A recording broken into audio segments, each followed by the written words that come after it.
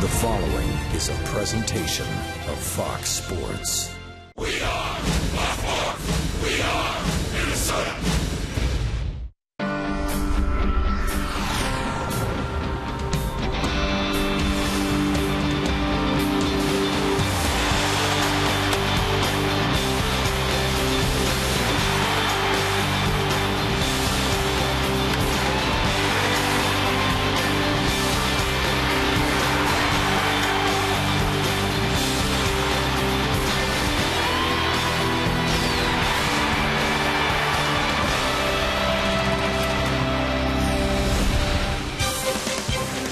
Target Field, the Twins hope to even the series at a game apiece and hope to pick up a win at home in their home ballpark. Now, the calendar last night said it was late April, but the weather suggested it was late December.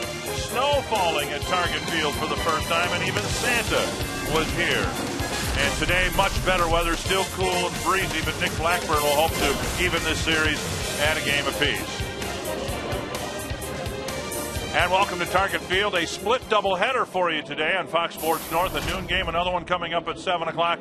And the Twins would like to forget all about last night if they could. Well, last night was a tough night for the Twins, losing 8-2. But you know what? You look at the injury list of the Minnesota Twins. Look at all the games that are missed between these 5 players. Now, you know, if it's 90 games into the season, you say no big deal. Twins have played just 22 games, so a lot of these bats are missed in the everyday lineup for Ron Gardenhire.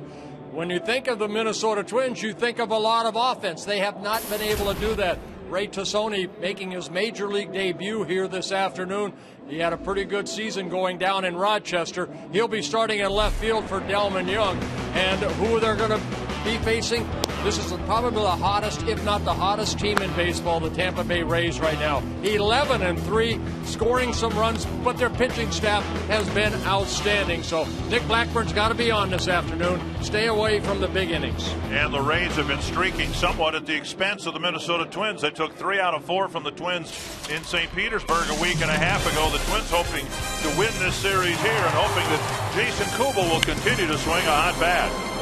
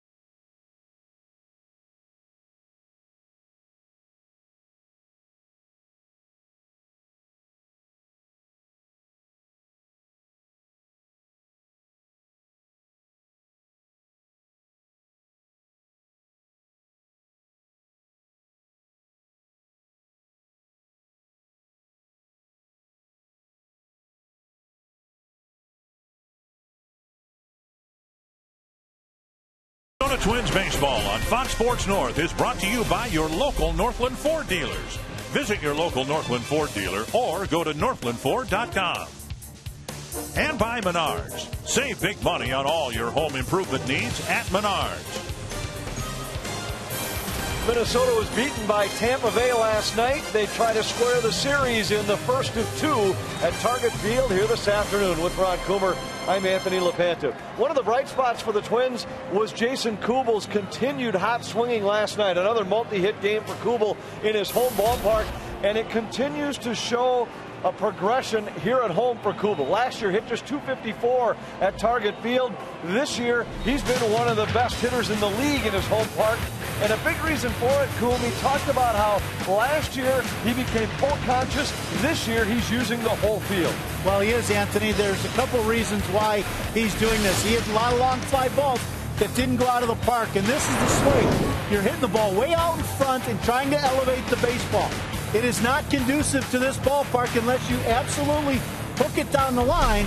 So what he's done is he's let the ball carry much deeper. This is a home run he hit to the opposite field in Tampa a week and a half ago. Line drive to left field, ends up being a home run. Now you look at last night. Back here, cold and damp. Pitch away. You see that short abbreviated finish. Hands above the baseball. Line drive to left. Now this is a ball he hits right back through the middle. Same thing. Hands above the ball. A short swing. Line drive back through the middle the other way. That's what Kubes, you're going to see a lot more from him, unless late in the game where he really needs to try to hit a home run. You're going to see a short, compact swing and a lot of line drives to the middle and the other way. 5 multi-hit games during his current 9-game hitting streak. Nick Blackburn goes to the mound for Minnesota, trying to snap his own 3-game losing streak. First pitch next.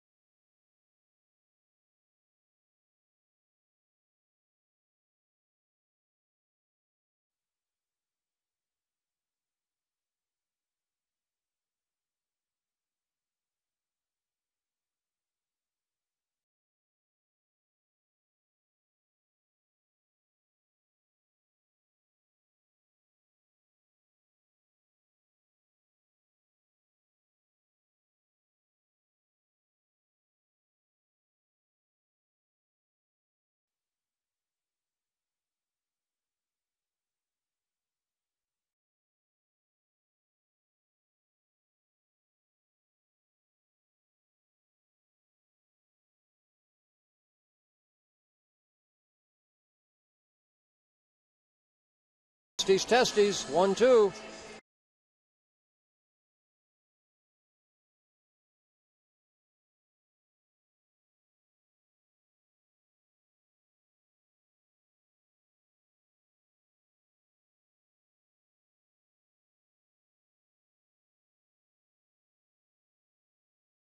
Of the year, but truth be told, he hasn't been able to do much managing this year because of all the injuries, illnesses, and the shuffling he's had to do. For Joe Madden, he has really turned his season around after a very slow start. The Menard batting order has Sam Volt leading off, Johnny Damon, B.J. Upton, Ben Zobrist, Sean Rodriguez, Felipe Lopez, Kelly Shopik.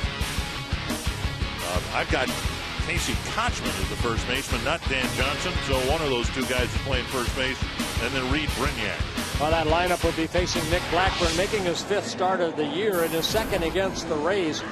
We talked about it in the pregame a little bit. Nick Blackburn, stay away from the multi-run innings. In his start against the Rays, he had a 1-0 lead going into the 6th inning.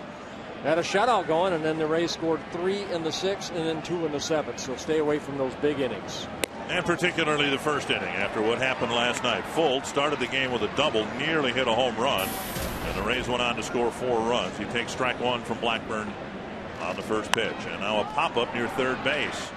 Valencia back. He'll give way to Casilla. 1 away. Brooklyn Ford Twins defense for game 2 of the series. Rene Tosoni making his major league debut at left. Denard Span, Michael Cuddyer, the other outfielders. Valencia, Casilla, Hughes, Morneau around the infield. Steve Holm catching. And Rene Tosoni, heart beating about 200 beats per minute, is out there. And it should. Yeah, you know what? You have dreams in your life, and he's fulfilling one right now, playing at the major league level. So good for him. Hopefully he has a great day. And you imagine the first ball put in play was a pop-up hit to that side of the field. And if his heart was beating 200 beats per minute, it probably went up to 250 on a little pop-up caught by Casilla. 2-0 now to Johnny Damon. Well, Damon currently on a 14-game hitting streak. Like to end that here today. Now, Twins pitchers generally have done a very poor job of limiting walks. There were 9 walks last night. Blackburn has been the exception. Yep. He's been very good, but here is a 3-0 pitch. And it's a 4-pitch walk to Damon. And for Blackburn, that's only his 6th walk in 26 innings pitched. And that'll bring up B.J. Upton. The Twins have really struggled uncharacteristically in throwing strikes and avoiding walks. Here are the weather conditions. And believe it or not, it's supposed to be significantly warmer for the second half of the split doubleheader. By 7 o'clock tonight, they're saying mid-50s. And Damon takes off. And Holmes throw right on the bag, but not in time. So a stolen base for Damon, and the veteran swipes a bag and gets into scoring position. Well, good throw right there by Steve Holmes, but Damon getting a very good jump off of Nick Blackburn. The throw right there, but Damon steals a base, something that the Rays like to do. 26 stolen bases so far this year. Damon steals his 4th. In 4 attempts. So Blackburn doesn't issue many walks, but he's walked a man. He doesn't give up many stolen bases, and he's given up one of those. 1 strike to Upton. 1-1. Upton a couple of strikeouts last night, off to a slow start. Now for Nick Blackburn, this is his 6th career start against the Rays. 2 wins, 3 losses over his career against the Tampa Bay Rays. And outside and low. 2-1. Evan Longoria on a rehab assignment now, and so the Rays have had this gaping hole in the 3rd spot in their batting order. Matt Joyce has filled it at times. Upton now getting a chance to hit 3rd. And a little cause for concern with Rick Anderson seeing Blackburn stray out of the strike zone 6 times in his last 7 pitches. 2-1 to Upton. And now 2-2. One thing Blackburn has done over the years, and he's had 2 distinctly different home ballparks to do it in, but he's been a much better pitcher at home than on the road. He is a sub 500 pitcher overall, but impressively 22-12 at home. And here at Target Field over the last year plus, he's 7-5 with a very good earned run average at 3.48, where on the road he's 4-10 with an ERA over 7. So he's enjoyed pitching here in Minnesota, whether it be the Metrodome or here at Target Field. All right, now why?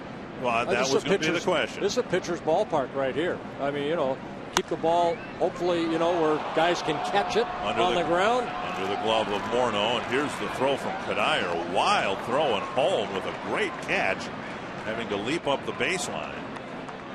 And maybe the most acrobatic play on that RBI single was from home plate umpire Tim Welke. He grabbed the bat, backed out of the way, and didn't get hit by the throw. Well, not a bad pitch, but Upton just goes the other way with it, picks up an RBI. That's his 9th of the year. Cuddyer charges the ball and trying to get Johnny Damon at home. and almost airmails it over the head of Holmes, but he leaps up as high as he can to get it down to keep Upton at first base. So it's a 1-0 Ray lead here. They jumped out to a 4-0 lead in the first inning yesterday. And here's Matt Joyce. And some attention paid to Upton. Again, the Rays like to run the base pass. Upton with 5 stolen bases in 7 attempts.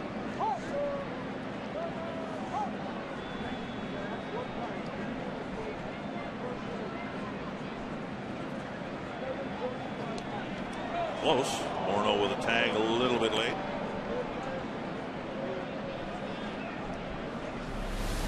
Well, Kansas City Royals actually leading the American League in stolen bases. Upton just getting back. Kansas City with 32 stolen bases, 26 now for the Rays. On the inside corner, 1 strike.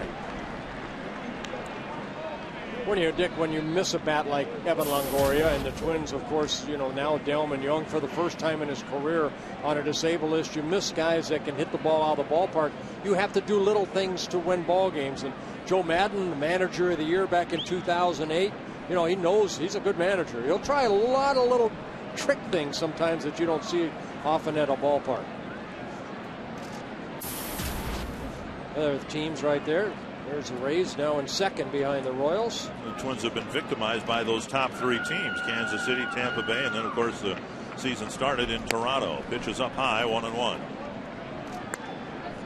It's a part of the game the Twins would like to utilize more, their speed, but a big part of their speed's been on the disabled list since the first week of the season, Tsuyoshi Nishioka. And then there have been too many first innings like this, where the team is behind before they ever come to the plate. There's another strike on the inside corner. It's hard to run when you're behind 4-0. Yeah, you manage your ball club, but then you also manage the scoreboard. Right. And the Twins have found themselves behind too often, where it does take them out of a running game. I think we saw more of that from the Twins side in the Cleveland series, because they didn't fall behind early by a bunch. They were able to play with the lead, if you will. 1-2 to Matt Joyce.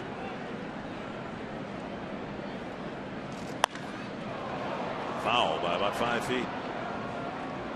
A high fastball right there. Joyce jumping all over it.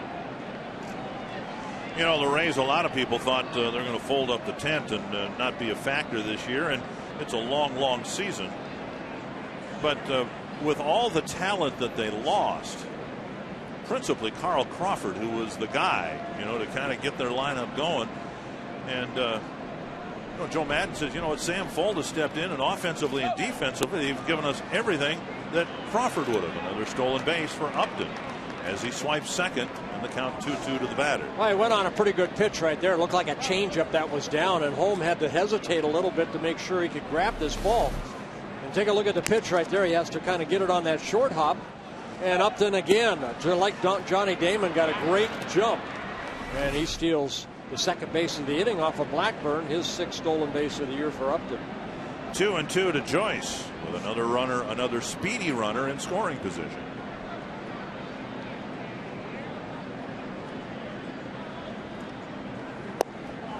Now a full count with Zobrist on deck. Yeah, Blackburn not a strikeout pitcher. He doesn't walk a lot, like we talked about a little while ago. 5 walks in 25 innings coming into the ball game. Only 14 strikeouts. Usually opponents put the ball in play off of Blackie. 17 pitches so far, just 8 strikes for Blackburn. And a second walk in the inning, and 3 straight have reached after a quick first out. Today's broadcast is on AFN, the American Forces Network, broadcasting to the U.S. Armed Forces, serving in 175 countries and aboard ships at sea. They are watching around the world. We're glad to have you in Iraq, Germany, Italy, Southwest Asia, South Korea, and Japan, and elsewhere. Welcome to our broadcast. Yes, God bless you all, and thank you. I see a quick trip to the mound right here by pitching coach Rick Anderson. Remember, he was on the top step a couple hitters ago, seeing maybe something on Nick Blackburn. And then when Blackie walked his second batter, I mean, he went right out there. This is a good, quick trip to the mound by Anderson. See what's going on with your pitcher right here. Is it the cold weather? Do you not feel the ball? Let's go. Get the ball over the plate. That was the problem Francisco Liriano talked about after the game. He said he literally could not feel the baseball in his fingertips, and that helped explain why he was so erratic with his control. That was his reason. But you have 15 minutes prior to that warming up in the bullpen to get that feel and then take it into the ball game. He just left some pitches up. Here's Zobrist. You know, it's cold for both sides. Well, Wade Davis, you know, right. You say, well, Liriano's from the Dominican Republic, you know, maybe not used to pitching in the cold. Wade Davis is from Florida. It right. doesn't get a whole lot colder exactly there than it is in the Dominican Republic. 1-0 to Zobrist, with the Rays threatening to put up another crooked number.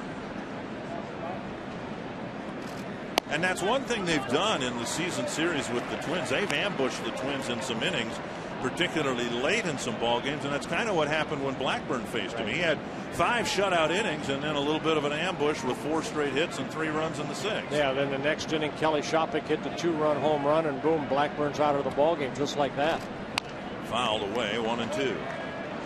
Well, Zobrist got the big hit in last night's ball game in that first inning with a 2-run triple off of Liriano. And he started the ball game and allowed the first 5 Rays to get base hits. Well, already 21 pitches for Blackburn, only 1 out on the board. He'd love a ground ball hit at somebody. See if he can throw a good sinker here to Zobrist and get his teammates off the field. Yeah, 4 double plays Blackie's had turned behind him, and when he's on, he'll get a lot of ground ball outs. Pick up the tempo a little bit too on a cold day. You don't want your defense standing around. You have to throw strikes, stay aggressive in the strike zone.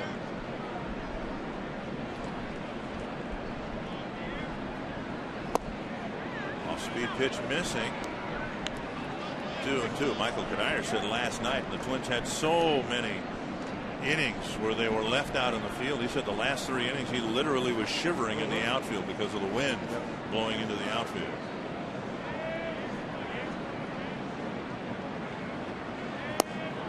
Full count to Zobrist, and Blackburn, who's been around the plate in all of his prior starts, struggling to throw strikes. Well, look for Joe Madden right here to send the runners on a 3-2 pitch. So Danny Valencia, be ready in case Blackie can strike out Zobrist. Full count. And Blackburn with that inside move tries to not a bad move. Not a bad move right there, only because, you know, rather than just going to home plate, now Upton has to hesitate a second once you bring that left knee up. Runners stay put. The pitch line to right field. Kadire running over, won't be able to make the play. Upton, Kadire bobbles the ball. And it's a second run for the Rays. A little short fly ball that landed near the warning track, and then Michael didn't field it cleanly, and it's 2-0. Yeah, it looked like you know, Zobrist hit it off the end of the bat a little bit, but he got the barrel of the bat out and hit it softly down that right field line. Kadire playing him a little bit toward right center. So Zobrist picks up another RBI. He had 3 in last night's ball game. Nice swing right there, just right down that right field line. Bobbled a little bit by Kadire, but Upton was going to score anyway. Right. So no error charged on the play. 2 runs are in, 2 men are on, still only 1 out, and here's Sean Rodriguez.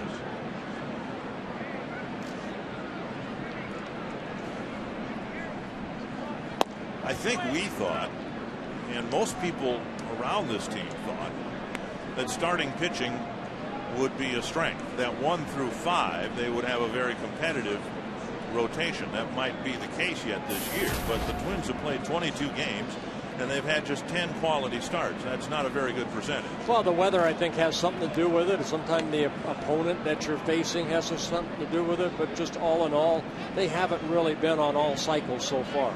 You know, other than Brian Dunsing, who the team is 4-0 when he starts. Baker, who's pitching tomorrow in Kansas City, you know, he's had a couple good starts in a row. Got to get the ball rolling. Right now, the starting staff combined 4.84 ERA. That's 13th in the American League.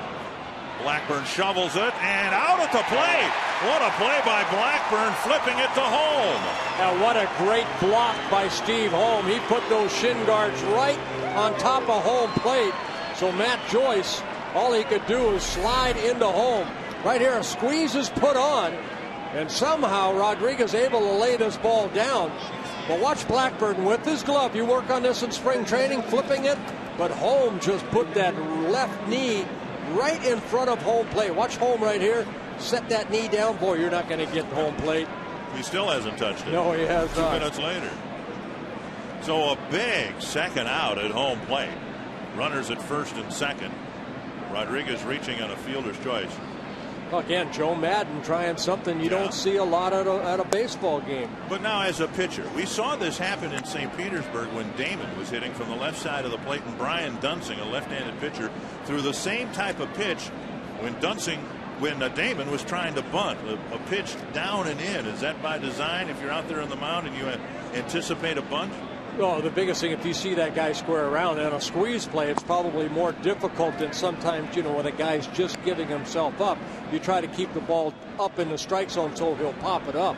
On a squeeze play, it's kind of like last second. You really don't see it as a pitcher if it's done properly. Well, this was a safety squeeze. Right. But it just seemed like, you talk about a hitter tying himself up with his swing. In each case, Damon in St. Petersburg and now Rodriguez here kind of tied himself up trying to bunt because the pitch was down and in. Yeah, I mean, as a pitcher, you're trying to pitch down anyway, and that ball ran in on Rodriguez. As I say, I was surprised he was able to even get the barrel of the bat on that ball. Damon ended up breaking his finger on that pitch down and in that Dunsing threw him. 2-1. And the 30th pitch of this first inning for Blackburn. At foul. Well, Liriano in last night's ball game, he needed 40 pitches to get through the first inning. And not the strike ball ratio that we normally see from Nick Blackburn. 2 walks. And again, with a nightcap coming up tonight, you don't want to rely on your bullpen to pitch too many innings in the first game. 2-2 to Kelly Shopping, who's owned Nick Blackburn. It's 3-2. He's 8 for 15 with 3 home runs against Nick Blackburn, including one hit a week and a half ago in St. Pete. Yeah, the 2-run home run off of Blackburn in the 7th inning, that made it a 5-1 ball game rather than a 3-1 ball game.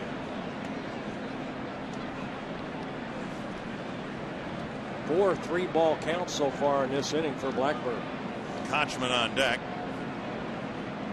If Shopping reaches, runners go, and the pitch tap foul.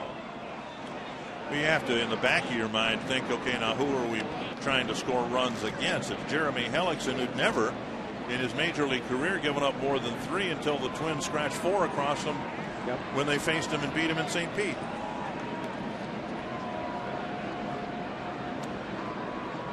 The inning proceeds here. Pitch number 33 for Blackburn.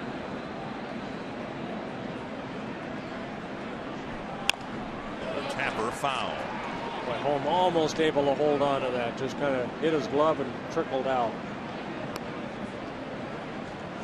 Blackburn making his 5th start of the year, his 97th career start. 33 wins, 39 losses in his career. In terms of what it might mean for the 5th or 6th inning, every foul ball is just like a pitch out of the strike zone in terms of what it means for Blackburn in the pitch count. Bouncer left side. Valencia has it. Fires across to end the inning. A couple of runs for the Rays, and they leave 2 in a long top of the 1st.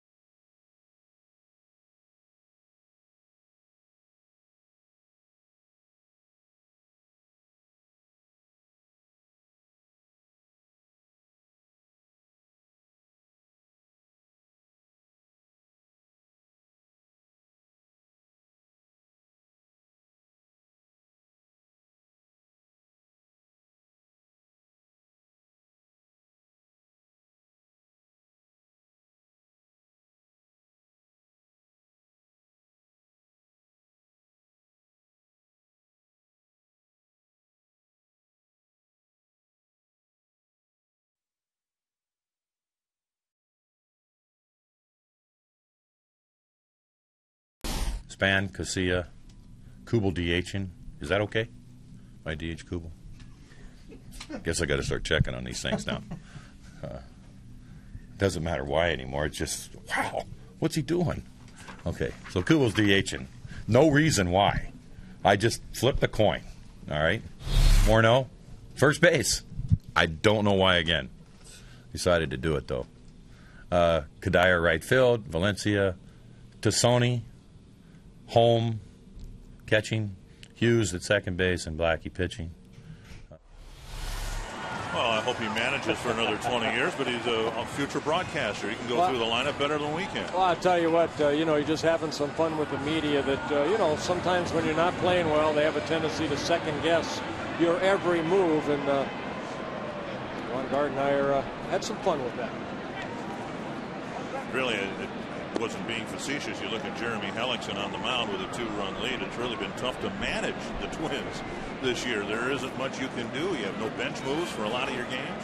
Here's Denard Span to get things started in the Twins half of the first. They try to cover up an early 2-0 deficit. And a first pitch strike.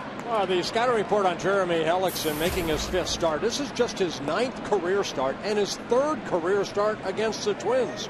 And you mentioned earlier, lost to the Twins. First time in a major league start he had allowed more than 3 runs in an outing. So he has been he's been tough. 4-0 last year, put into that rotation out of spring training. But now, to be fair, the Twins didn't exactly knock the cover off the ball against him in St. Petersburg. They just, kind of bunched some things together, scratched across some runs, and ended up beating him. Yeah, he matched up against Brian Dunsing, and Dunsing pitched extremely well, and he lost that ball game 4-2. So he's the only Ray right now that the Twins have been able to defeat. Good changeup right there. Hellickson has good stuff. I mean, we saw him a little bit last year. He made his major league debut against the Twins last year in August and defeated Carl Pavano 4-2. So he's won 4-2 against the Twins, and he's lost 4-2 against the Twins. Jim Hickey and Joe Madden saw enough composure and development from this young man that the organization felt comfortable trading Matt Garza for financial and other reasons, and the other reasons centered around Jeremy Hellickson. Another off-speed pitch, and Span strikes out. Hellickson from Des Moines, Iowa, so I'm sure he has a lot of family and friends here. Said yesterday he's got about 40 tickets for today's game. Sam Fold, B.J. Upton, Matt Joyce in the outfield for the Rays. Sean Rodriguez, Reed Brignac, Ben Zobrist, and Casey Kochman, with Kelly Shopik behind the plate. One gone, Alexi Casilla, the hitter.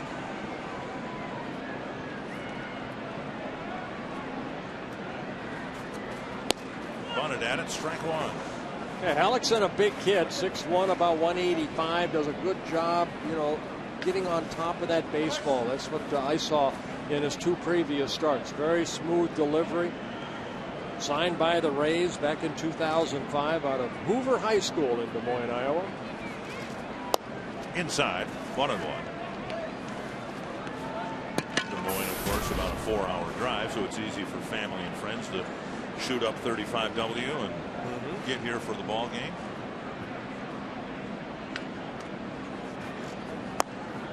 Two and one after watching the game last night. They may have decided to leave the snow tires on the car coming to Minnesota.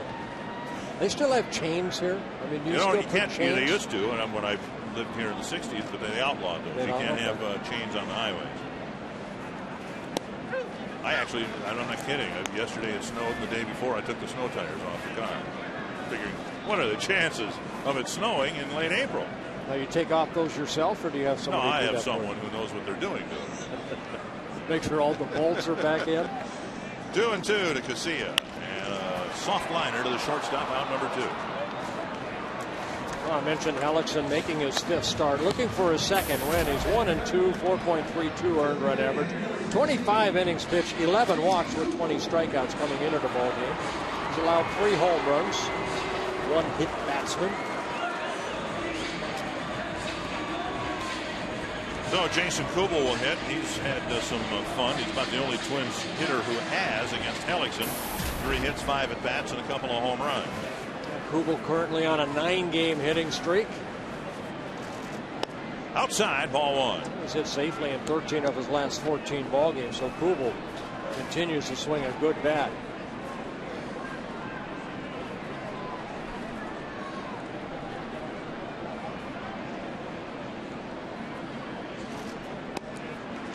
outside 2-0. Not too many names for the Twins on the leaderboard in the American League in different departments as far as leaders, but Kubel right now second in the American League behind Jose Bautista, who's hitting .356 in the batting race. That's kind of a surprising and maybe further evidence as this is starting out to be another year for the pitcher. Usually there's somebody in each league hitting over 400 and a bunch of people in the high 300s, but a lot of teams struggling to get hits. And a lot of hitters off to poor starts. Yeah, Holiday's hitting well for the Cardinals, but he spent some time on the disabled list. 3-1 to Kubel. Morneau on deck. High fly to center field. Upton comes in.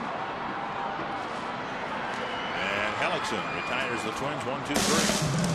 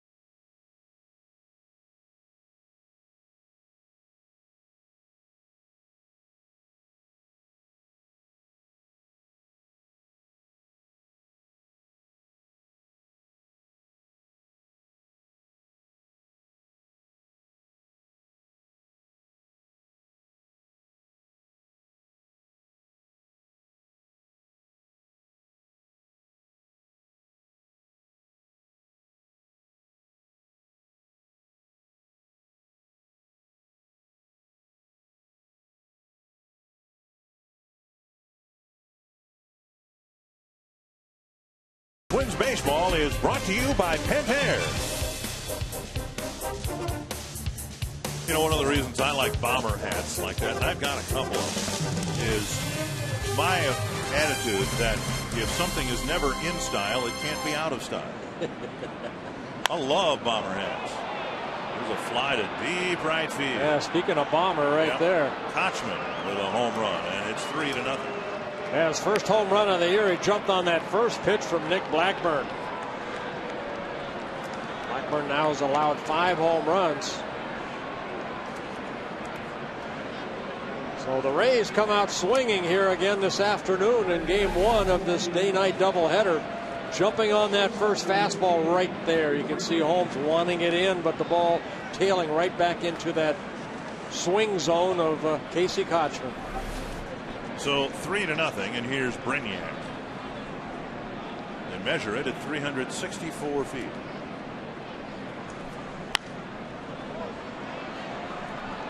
One strike. Foul over the Tampa Bay dugout. Kochman's really bounced around the last few years in the big leagues. Getting a chance to play platoon at first base somewhat with Dan Johnson. Oh, Dan Johnson struggling a little bit. You know, it opens up the door. Of course, Carlos Pena over there for many years for the Rays, now with the Cubs. 1-1 to Brignac.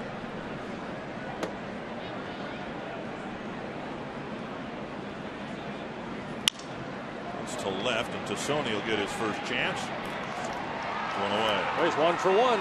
Gotta love it. Twins baseball brought to you in cool Sony high definition. This isn't so bad here today. I mean, it's compared to last night. There's no precipitation falling, and we're in the low 40s, something like that now. Here's Sam Fuld, hit a pop-up to Casillas first time up. I think once the sun comes out, it'll warm things up. You think so? Yeah. Okay. When do you think that'll come out? May 3rd? Well, May 4th? I was going to say tomorrow when we're in Kansas City.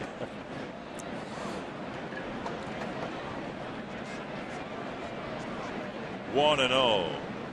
The fold, and there's ball 2.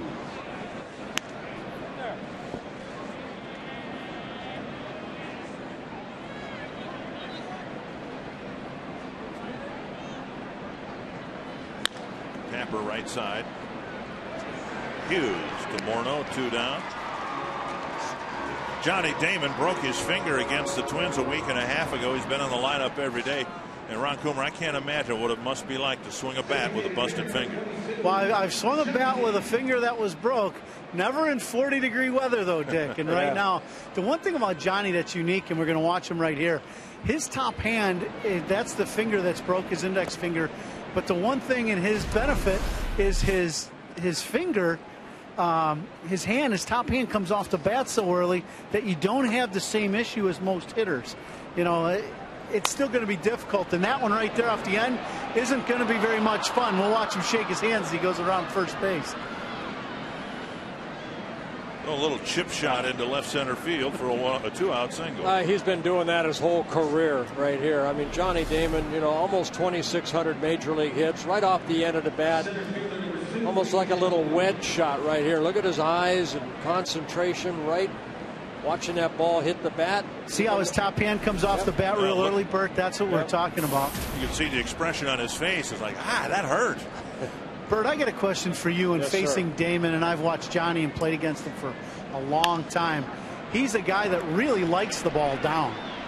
Garcia throws to Morneau. That ends the inning. A first pitch. I agree, Ron Coomer. I agree. Casey Kochman with a home run. Thanks for the question.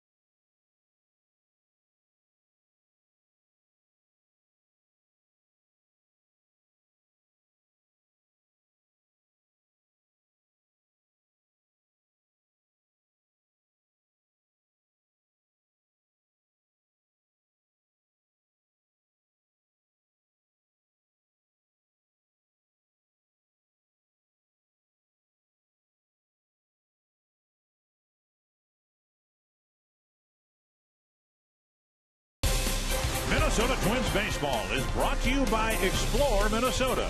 Visit exploreminnesota.com to plan your next Minnesota vacation today. That's not a live look, but that's a look at Leech Lake near Walker in northern Minnesota, the third largest lake in Minnesota. Over 111,000 acres. Great fishing lake, some of the best state walleye, largemouth, smallmouth bass, musky fishing in the state can be found at Leech Lake near Walker. I'm guessing, I don't know this, but I know north central part of the state, the ice went out on the lakes a few days ago. It might be another week or so up at Leech Lake. I don't believe the ice is out on Leech Lake yet. Justin Morneau will lead off the second for the Twins, down 3-0. And the lead mounts for young Jeremy Hellickson. Yeah, Hellickson just 24 years old. 3 stints with the Rays last year. Now he's in that rotation.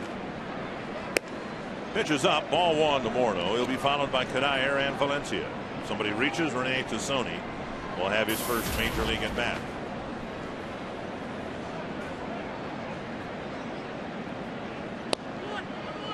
And Tosoni hoping to follow the footsteps of another British Columbia native, Justin Morneau. 1-1 to the Twins' first baseman. Floats outside, and he's been teasing the Twins with that changeup on the outside corner. He's got a very good changeup. He struck out Span on that changeup in the first inning. Now with the count 2-1, the Rays put the infield shift on. Swinging Brignac over to the first base side of second, and Morneau pops it behind third. A long run for Sean Rodriguez, and he gets there. A sprint for the third baseman who was playing where a shortstop normally plays. Yeah, the ball had a lot of hang time, allowed Rodriguez to keep his eye on the ball and then get over there. You see where he's at? He hustles over, then slows down, and makes the first out catch. So one down, and here's Michael Kadire.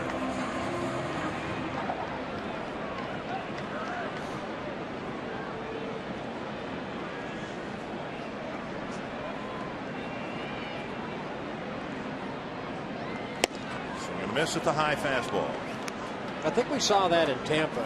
We saw Hellickson throwing that ball by some hitters, and I mentioned at that time he looks like he's sneaky fast, but then when you mix in a good changeup that's like 15 miles an hour difference, it's hard to pick that up.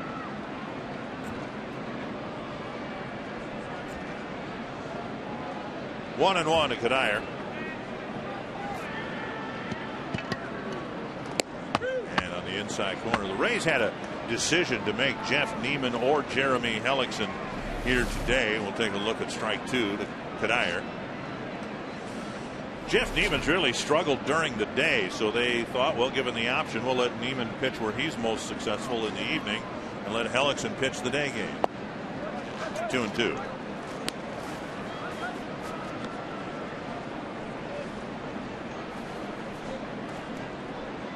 Twins looking for their first base runner against Hellickson. There's that changeup, his second strikeout. Hey, Ron Coomer, this young man right here, the Twins have seen him 3 times now, but it's very good stuff. Yeah, very good. And to me, he's one of those guys, Bert, you're either going to have to look hard or look soft. To me, also, when you're facing a guy that has the kind of command of his fastball and his changes we're seeing, you probably want to think about hitting the ball back through the middle the other way, especially early in the ball game. Alexi hit the line drive to short, and Kubes took a shot at trying to hook one, and so did Justin. And I think with this guy's command and a little bit of movement and sneaky fast like you're talking about, you might want to take a couple shots the other way. Gives you a little longer look at the ball, too. It looks like he hides the ball well, too. It's straight over the top, just like that, and he's been hitting his spots. His arm action, so he's long with his arm action back, but then it shortens up right before he's ready to throw, kind of like Johan Santana, and that's where you're getting that hidden ball effect to the hitter. Inside 2-1. Let's take a look at his delivery right here again. 6'1", about 185, sets, gets to that balance point, and then right there you see the ball once it's released from his hand. So he does a good job of hiding that baseball, plus he's hitting his spots. Valencia slaps it to right, and Joyce makes the catch, and back-to-back 1, 2, 3 innings for Jeremy Hellickson.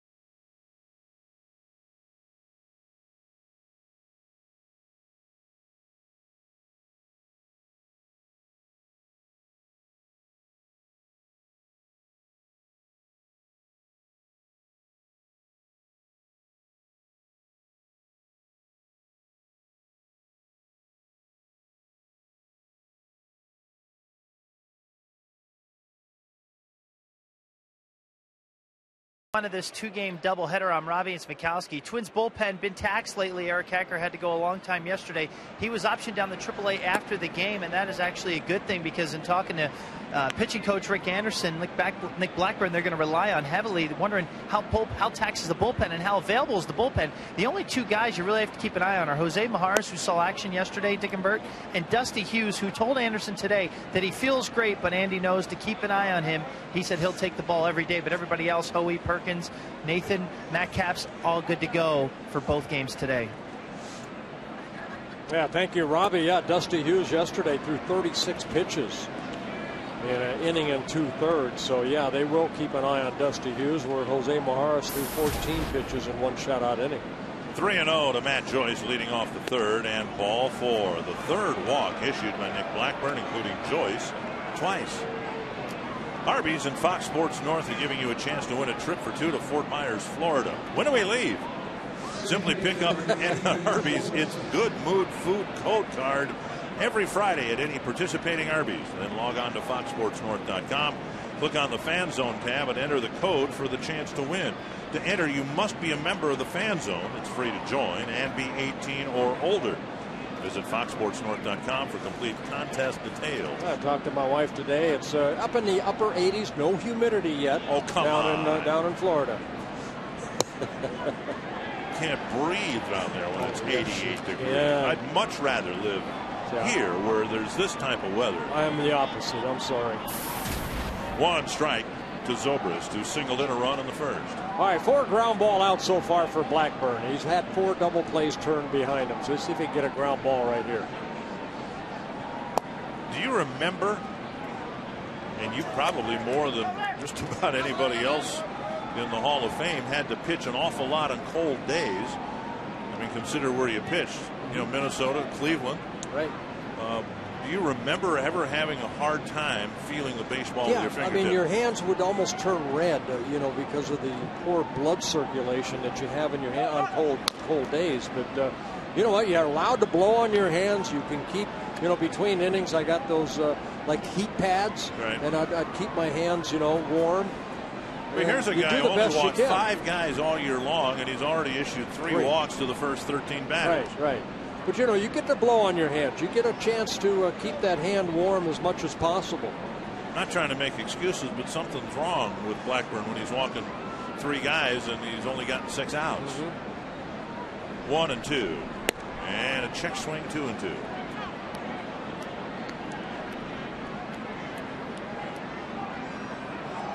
.52 pitches for Blackburn. He had a pretty quick time of it in the second inning, even though he gave up 2 hits and a run. Yeah, I don't like his tempo here this afternoon so far. He's just taking too much time in between pitches. That's one thing, Dick, and on a cold day, boy, I wanted to keep the tempo going because I knew my players behind me. They didn't want to be out there as long as they have been over last night and then also here this afternoon. Let's go pick it up, get that ball, you know, hopefully in the play somewhere.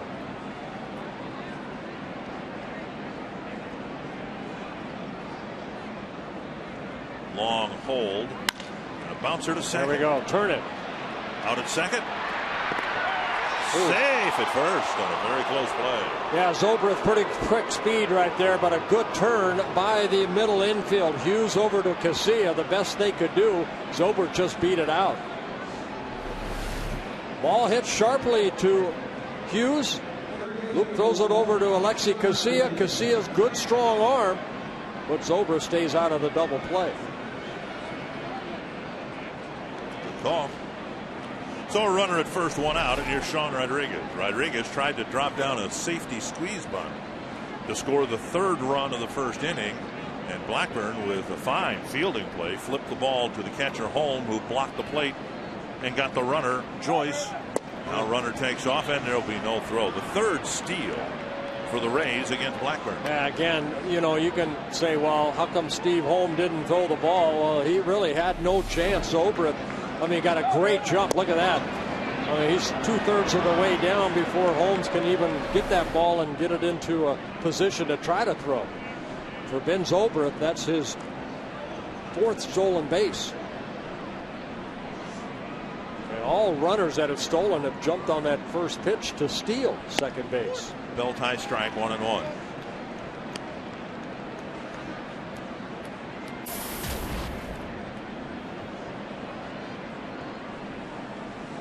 Blackburn walked Damon with 1 out in the first, and he paid for that with a stolen base and a run. Now trying to navigate around a leadoff walk here in the third. Even though the runner at second is not the batter who walked. 1-1 the count to Rodriguez. Yeah, he's still on base via the walk. Right.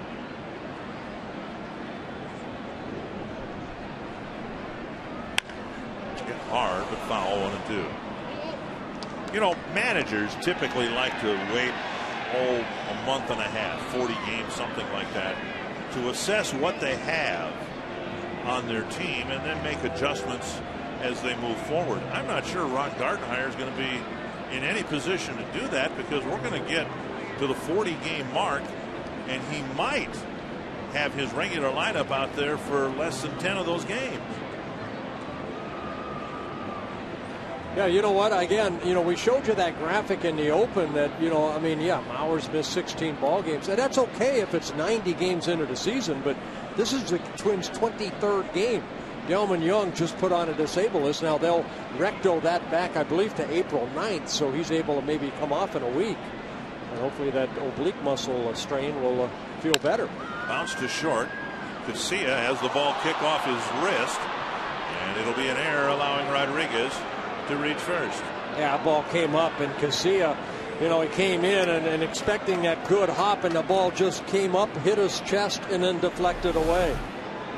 Well, Twins, who made an error last night, first error in a long time, that ball runs up Casilla. You see that little extra hop, and it's bobbled right there by Casilla. Casilla with his 3rd error of the year, and for the Twins, their 12th. Already down 3-0. The Twins really need Blackburn to pitch out of this. Shopping going to pain in Blackburn's neck, although Blackburn got him to wrap up the first inning.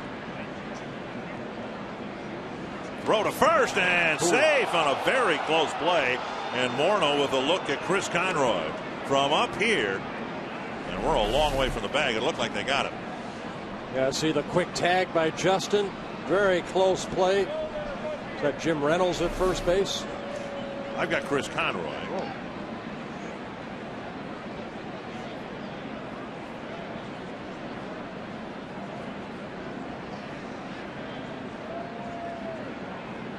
Down and away, ball 1. You know, again, here's that graphic that we showed you earlier. Mauer has missed 12 ball games. Nishioka 16, Slowey 15. You know, I mean, these are guys that you go out of spring training expect to have in your lineup, and you know, they haven't played a lot. Yeah, what happened to Jim Reynolds? I had Jim Reynolds down. It's in his contract that he doesn't have to work day games after night games. Well, there have been 7 call-ups from Rochester, and some guys who were called up have already been sent back. So there have been 32. Let me do my Minnesota high school math. Oh, good luck. 32 different players for the Twins this year. Pounded foul 1-1. Now that's a high number under any circumstance, but when you've only played 22 games, that's a lot of back and forth between Rochester and here. And remember, out of spring training, nobody was on a disabled list. Twins were the only team in baseball that didn't have anybody on the disabled list. Right. And we made up for it the first month. Luke Hughes started in the minor leagues. Tosoni, the left fielder. Holm, the catcher. Off the outside corner, 2-1. 60 pitches for Blackburn, and an unusual 30 strikes, 30 balls. That's not Nick Blackburn. 3 walks in a ball game. He's allowed 4 hits.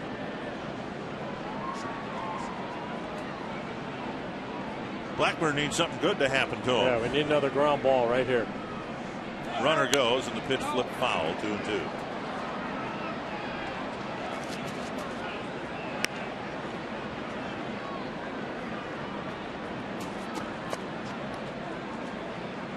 Joe Madden has his team playing an aggressive style of baseball on the bases. They've also been getting very good starting pitching. Yeah. It's easier to run when you're getting quality start night after night. Well, and you have a 3-0 lead. You know, you can always do things that you can't do if you're down 3-0. High fly to left. Tosoni surrounds it. Zobra setting up for a tag. And the throw comes to second base. A chance to look at Tosoni's arm, although the run scores, and Tosoni, a very strong throw to the bag. So a sacrifice fly, and it's 4-0. Yeah. Shopik picking up just his 3rd RBI, and all his RBIs have been off of Nick Blackburn. The 2-run home run last week in Tampa, and right there a sacrifice fly makes it a 4-0 ball game. So the bleeding continues here. 2 in the first, 1 in the second, 1 so far here in the third. And here's Kochman, who teed off on the first pitch of the second inning and hit his first home run of the year.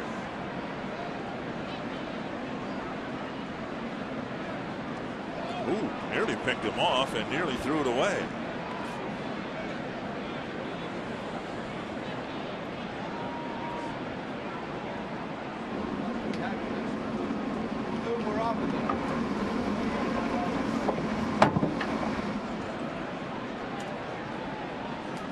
And a strike in the outside corner.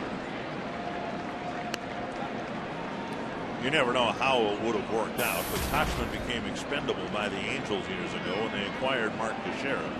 Then they let the Angels Teixeira go to free agency, and Kendrys Morales inherited the first base spot for the Angels. There's a ball slapped to left field. Tosoni plays it off his hip, and it kicks to his left. There's a runner being waved around third, and another run is going to score. So Kochman with a base hit, and Rodriguez scores all the way from first. It should be a base hit, and an error, I suspect, charged to Rene Tosoni. That's a tough play right there because Tosoni had to come in. Now, do you wait back or do you try to dive for this ball? And right here, right off the end of the bat, I mean, good piece of hitting by Kochman going the other way. And you saw Tosoni trying to get, you know, do I catch it? But it ends up hitting his hip. And with 2 outs, Rodriguez scores all the way from first base. So a base hit will be credited to Kochman. An error on Tosoni. And no RBI for Kochman as he goes to second base. Second error of the inning. 5-0 the Rays have the lead, and Brignac will hit. Anyway, just to wrap up the thought, Morales had the freakish injury last year, and he is having one setback after another. The Angels really having a hard time filling the hole at first base, and who knows, Kochman, if he'd have stayed there in the first place, might be their starting first baseman. First pitch foul off the bat of Brignac. Well, it's been another poor start for a Twins starting pitcher. And Blackburn has had a few starts where things have caught up with him in the later innings, and here he's run into trouble in the early innings. Yeah, one thing about Kochman, he did get a chance last year in Seattle to play, but he hit only .217. Swinging a foul. 2 strikes.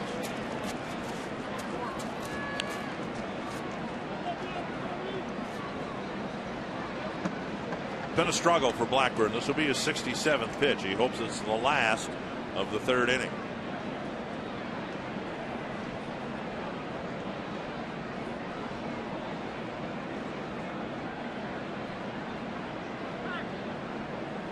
And you're right, there's just no tempo, there's no flow to anything here, as there wasn't last night when Liriano pitched.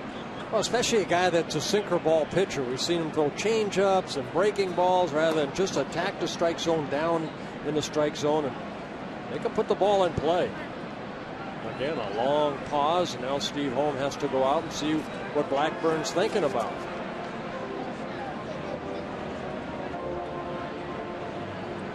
Now, Tosoni's eyes are wide open here because it's his major league debut. But the other outfield and everybody else, I mean, they might be rolling their eyes at the trips to the mound and the lack of pace to this game. 2 strikes to the number 9 hitter. A little bit high, 1-2.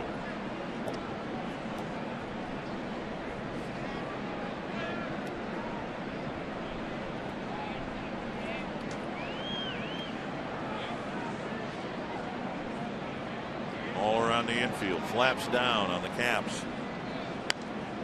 And again, if a cap If headgear is never in style, it can't be out of style, right? You do it out of necessity, keeping warm.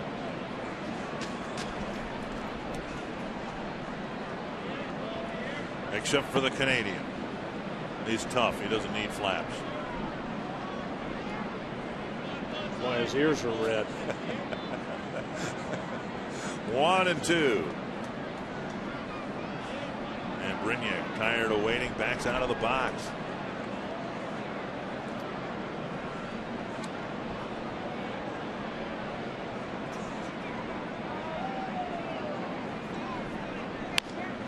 And pulled foul. I know that when the Vikings were successful in their outdoor stadium at Metropolitan Stadium, their attitude team-wide was the weather might be bad, but it's going to affect the other guy more than it's going to affect me. And I think even in baseball, you've got to adopt that attitude, don't you? I said it last night, Dick. You know, there's two teams playing here. You can't say, well, I didn't feel grip on the baseball. Guess what? The other guy probably doesn't either. So let's play the game. Let's go. Be aggressive. Throw strikes and see what happens. Swinging a foul. That's the 70th pitch for Blackburn on this afternoon.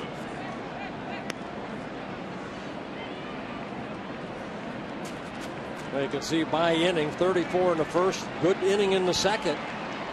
But then, again, too many here in the third. Well, Blackburn's shortest outing came in his debut, his first start of the year in Toronto, 5 2/3 innings. Other than that, he's gone 6, 7, 6. 1-2. Again to the number 9 batter. A bouncer to first. Morneau has it. That ends the third inning. A couple of errors, one of them by Rene Tosoni, but he's about to make his first Major League plate appearance.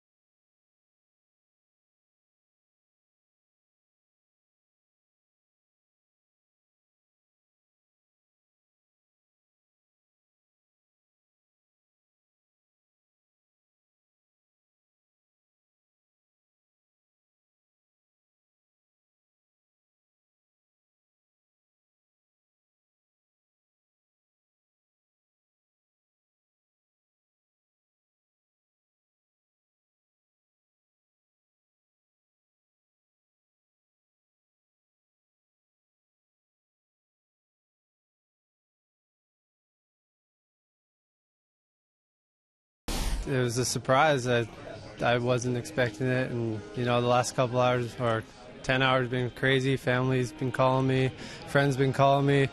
I had to catch a 6 o'clock flight this morning. It was kind of tough to sleep because my phone was going off all night.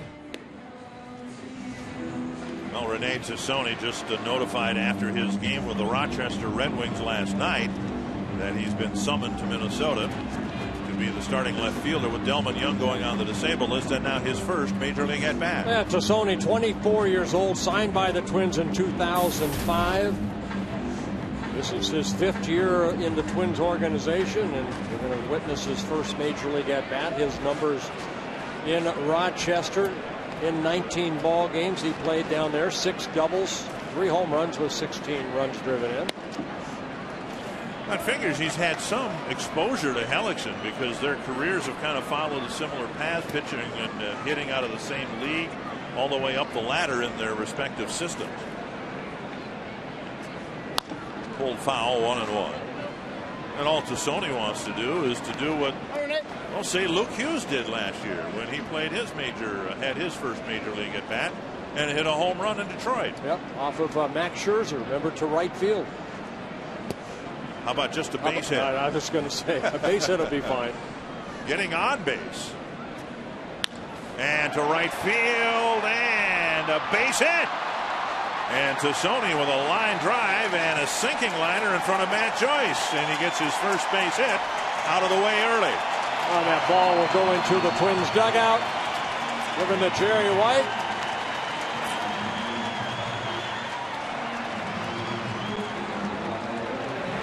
Dave Prumer, the assistant trainer, has it. He'll bring it up to the booth for you to inscribe. Yeah, that was the best part about guys getting their first hit. I miss doing that. Well, here's Steve Holm. So I've asked you to tell the story before, but the Gary DeSarcina story. Yeah, I had written some things on there about this first major league hit on not the ball, but another ball, and I gave it to him after the game and didn't let him know that I had the real ball. He sent it to his mother. I said, well, is it okay that your mother reads what I wrote on there? Oh, yeah, she'll understand. That's my first major league hit. And I said, oh, by the way, here's your first major league hit. So he had to call his mother and say, that bird. Congratulations, young man.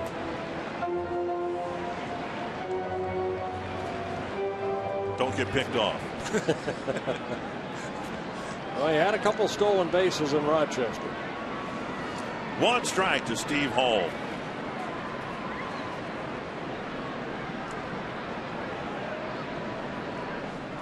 I always remember there ought to be some professional courtesy amongst pitchers and base runners. Remember when George Brett got his 3,000th hit in Anaheim, and he's standing at first base and he's thinking about everything except leading off first base, and the guy threw over and picked him off. That was terrible. Milestone hit. I think Gary Gaetti was the first baseman. Breaking ball sweeps over for a called strike, 1-2. Yeah, we haven't seen too many curveballs from Hellickson, but that's a good one right there.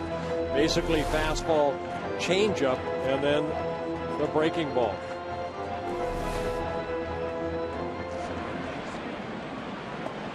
One and two to Holm. He's trying to push a run or more across here after the leadoff single.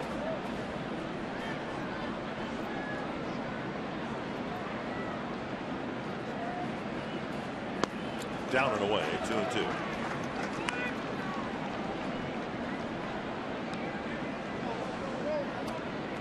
As I mentioned, Holm called up from Rochester. The Red Wings last year had so many players called up that helped out at the major league level that their record suffered, and their roster really took a lot of hits last year. And boy, they've had to reprint the programs in Rochester already with all the call-ups in April.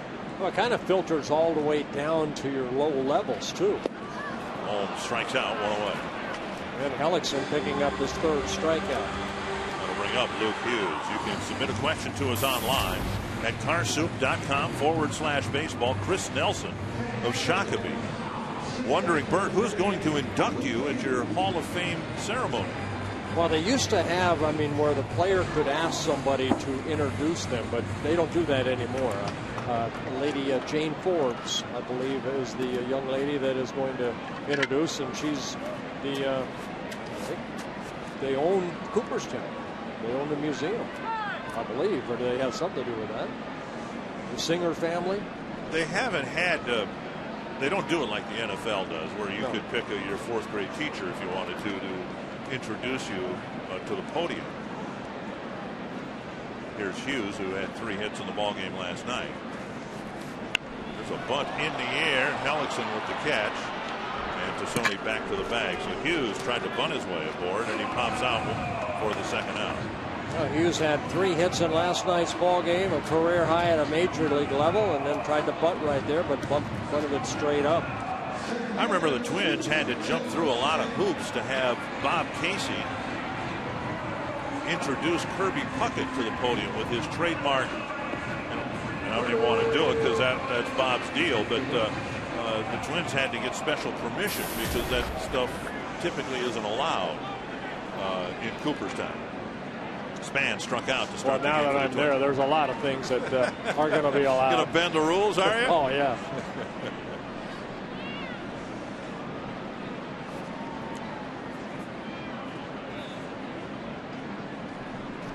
I don't know where we were, but you were joking, but I still think you have a great idea for your speech to start off by going, I want to thank the Hall of Fame for giving me 45 minutes for my speech today. I think that would be a great way to start. Don't give my speech away. I'm sorry. My goodness. I'm sorry. You know, I'm going to say something before that, too. Okay, all right. Well, I only thought of that. Here's a base hit to left field by Denard Span. He gets the second hit of the inning. And the Twins have runners at first and second with 2 outs. Season ticket limit of 20,000 has been reached for the second straight year, but you can step into the on-deck circle and get exclusive benefits. Call 800-33-TWINS today. Talk to a representative and get more details. You can also learn more about the on-deck circle at twinsbaseball.com. I'm only saying that, Dick, because there have been in the past some Hall of Famers that have their speeches kind of run a little bit too long, and like a half hour to 45 minutes. And I'm gonna, because of the other Hall of Famers, they kind of let these guys, hey, you know, just say thank you and get off, like Kirby did. Right. I thought Kirby was great. Short and sweet. Right, and to the point. And you thank the people that you want to, and hopefully I can do that in a short amount of time. But I want to try to get the Hall of Famers right off the get-go and say, hey, I want to thank you know, the Writers Association and also Cooperstown for allowing me 45 minutes to talk and get their reaction real quick. Hopefully the snarls will already be out. 1-0 to Casilla. Twins trying to get another 2-out hit and get on the board here. Well, I think for as long as they have had induction ceremonies, the temperature's always been about 102 degrees. Yeah. Well, I'm going to think of my mother sitting there, you know, in that heat. And I want my mother, I want this to be a weekend that she'll remember for the rest of her life.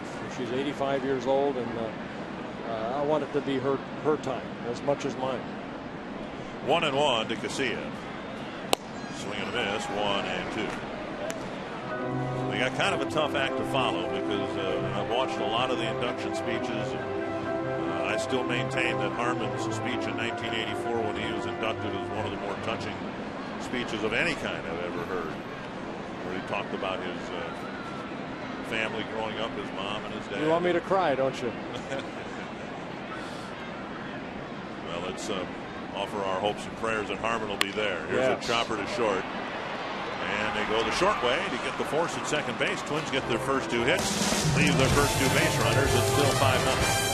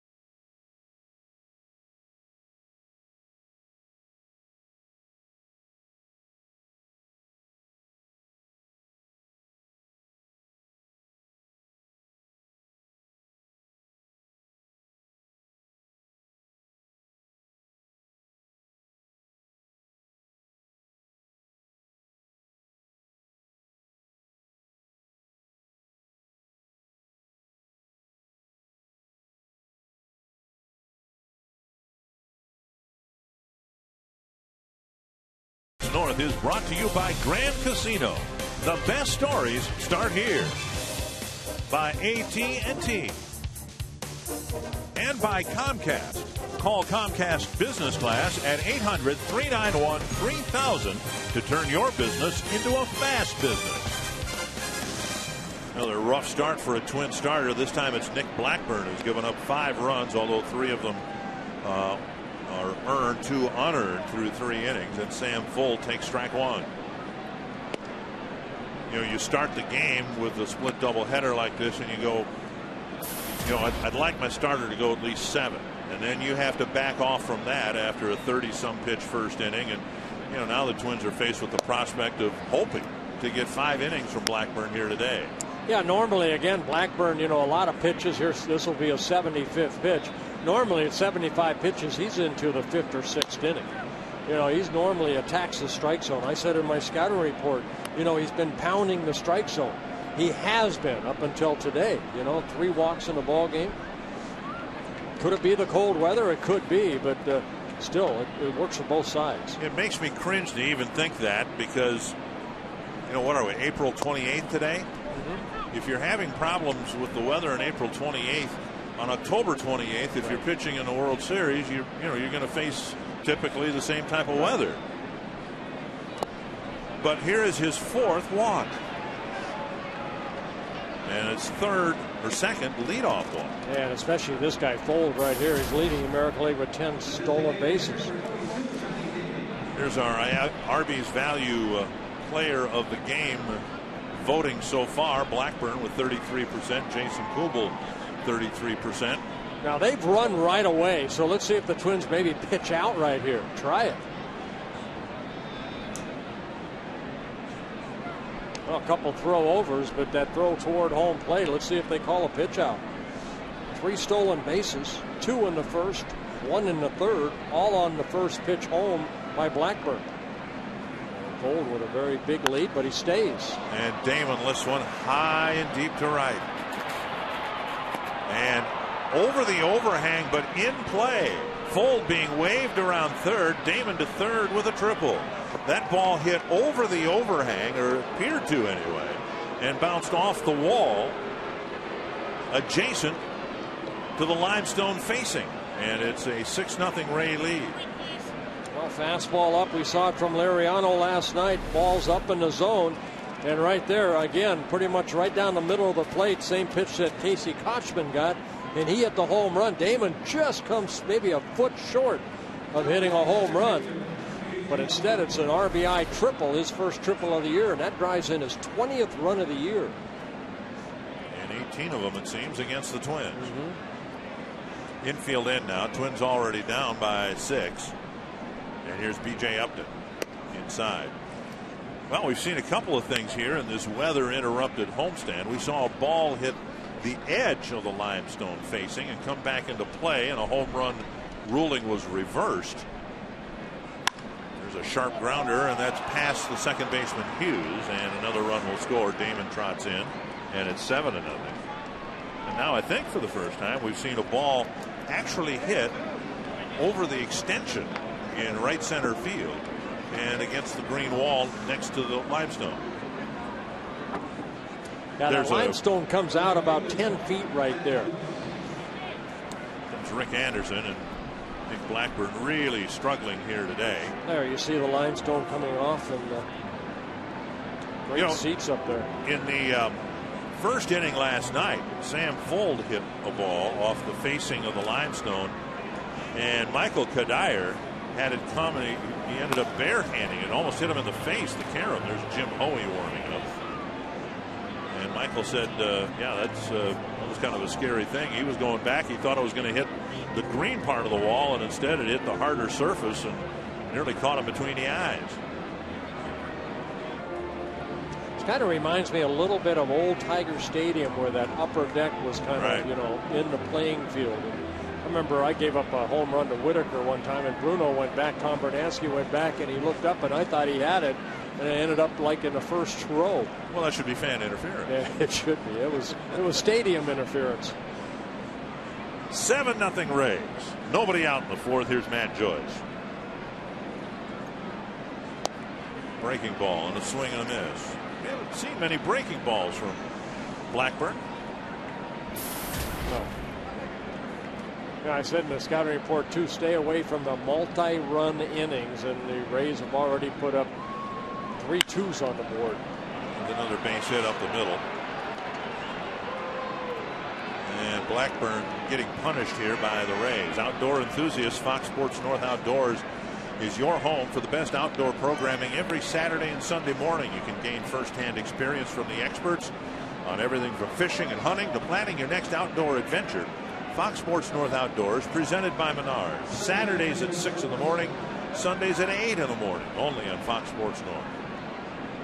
First 4 batters reach here in the 4th. Yeah, there's those multi numbers. The crooked numbers. Here's Zobrist.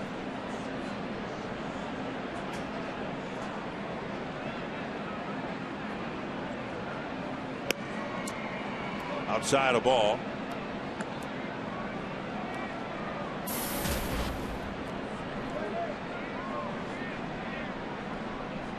Eight hits, 4 walks allowed, a couple of errors. All in all, an ugly first 4 innings. 1-1. Again, Blackburn, we usually see him hit his spots, and he's just kind of all over the place with the fastball, and you fall behind with the fastball. It's tough to be consistent. Blocked nicely by Holm. 2-1. Got the changeup right there.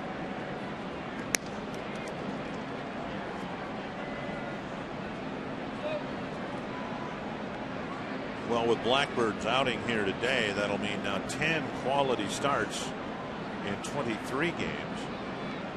And especially how liberal the standard is for a quality start. That gives you some idea why the Twins are where they are, looking up at the 500 mark. Span in center with the catch, 1 away. Well, again, Dick, you know what? I mean, a lot of peaks and valleys throughout the season. Right now, they're in the valley, and you know, all you can do is, as a ball club, you keep playing the game hard. Ron Gardenhire is going to come out and make a pitching change, but you have to take the good with the bad, and right now it's the bad for the Twins. Span with the catch, and the drop,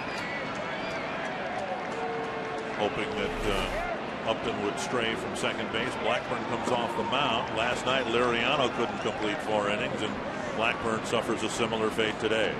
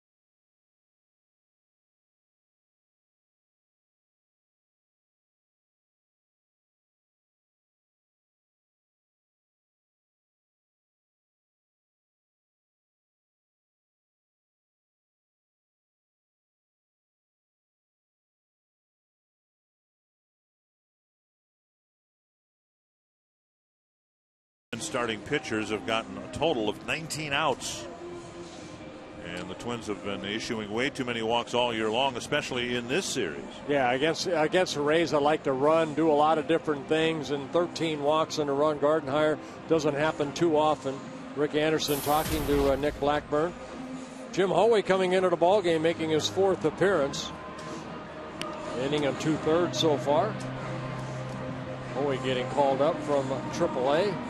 on April 17th when Jeff Manship was sent back to the minor leagues. And the irony is, Hoey asked to do something here that Manship would be better qualified to do as a long reliever. Hoey, the Twins are occasionally entrusting him getting some big outs late in games, and more of a situational power right-hander. And here, what the Twins need is for somebody to, take the game into the 7th inning like Hacker did yesterday. Hacker did last night. Yep.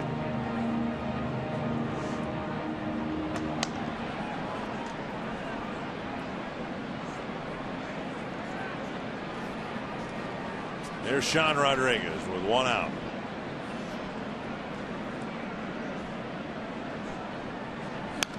And Hoey rears back and gets a foul ball, 1 strike. We'll see if Hoey can improve the tempo of the game here a little bit. In addition to everything else, the pace of the game was very sluggish. Maybe that's a byproduct of issuing a lot of walks and giving up a lot of hits. Well, there's that pitch right there that, Hoey started in the minor leagues because of that split finger to work on that. And that's a good one right there. It's only the 2nd swing and miss in this ball game. Nick Blackburn, every pitch was contacted that was a strike that they made a swing at. Matt Joyce was the only one that actually swung through a pitch. Another off-speed pitch, and it gets an inning-ending double play. So Hoey gets a couple of quick outs to wrap up the 4th inning.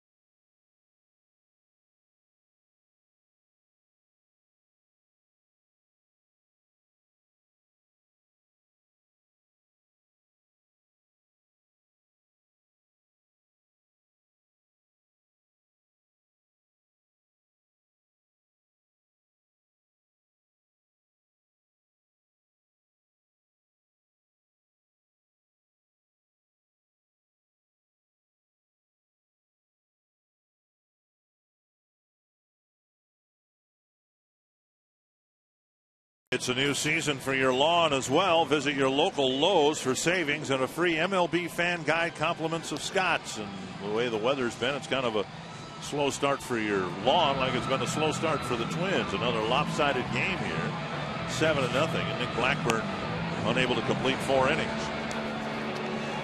And Hellickson's take to a 7-0 lead. It'll be Kubel, Morneau, and Kanayer. Hoey with another changeup, and he got a double play grounder. Well, good turn right there. Rodriguez hustling down the line and hits into the double play. You see Rodriguez. I like to see that right there. You're upset. Nothing wrong with that. You expect more out of yourself. Here's Kubel to start the Twins' 4th. A long row to hoe. And there's strike 1. Kubel, Morneau, and Kanayer. Twins have a couple of hits. They came in the 3rd inning. They left both runners aboard. And again, tickling the outside corner, and it's 0-2. Well, this is a young man right here. I mean, Hellickson, think 7-0 lead is going to go out and throw a fastball, changeup for strike 1, curveball for strike 2. Now they're going to go up and in with the fastball. Kubel waits for it, lines it foul. But here we are. I mean, Blackburn left in the 4th inning where the pitch count was extraordinarily high. And here's Hellickson starting the fourth inning. He's only thrown 45 pitches. Yeah, 86 pitches for Blackburn in 3 1/3 innings. 2 strikes to Kubel. And down and away. And the same thing for Liriano last night. 83 pitches in 3+ innings. But it's the tempo. It's the tempo. You know, we saw Kevin Slowey improve that. I'd like the Twin starters to improve that a little bit. You know, get your defense more on their toes rather than their heels. A roller to short. Brignac over to Kochman, 1 away. You have to be impressed with Jeremy Hellickson. Ron Coomer, they say he's completely unfazed by the surroundings around him. He's pitching today as if he were pitching for Hoover High School in Des Moines. It sure looks that way. He's been very poised. He's been able to command his fastball and his changeup, like both you guys have said. To me, there's one thing that he's kind of fallen into a pattern of pitching away to lefties is where he's had the most command, or into the righty is where his pitch had been. That ball smoked by Justin. Great catch on the warning track by Matt Joyce.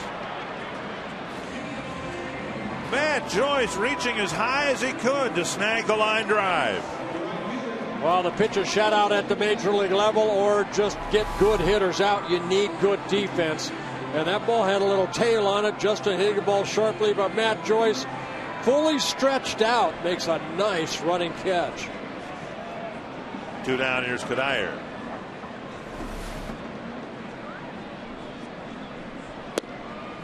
Down low, ball 1. But Ron, I mean, I won't go back to Ron Coomer. You're talking about, you know, his game plan right now. Stay away from lefties, you know, away from righties. But you also have to pitch to the ballpark, you know, and that's probably what he sees right here. Good fastball right there, away. You don't want to make a mistake middle in. The guy could pull you. He's very good control. He's had very good control, but I feel like in looking at him, he's had more command on the ball inside to a lefty, or inside to a righty, away to a lefty. Although the last pitch, the pitch before that one, was a very good fastball down and away. To me, he's just a guy that he's got good command. He knows what he wants to do, and you know, he knows how he wants to attack individual hitters. Kadire lifts it high and deep to left. If it's fair, it's gone. And it hits the foul pole, and the Twins are on the board on Kadire's 3rd home run of the year.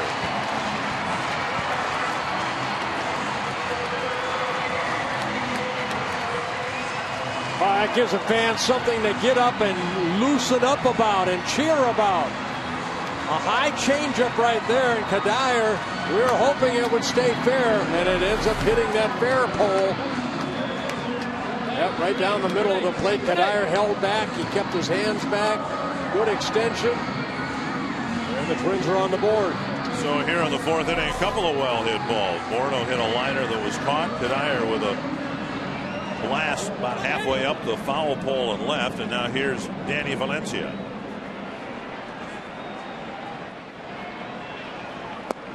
Down and away, ball 1.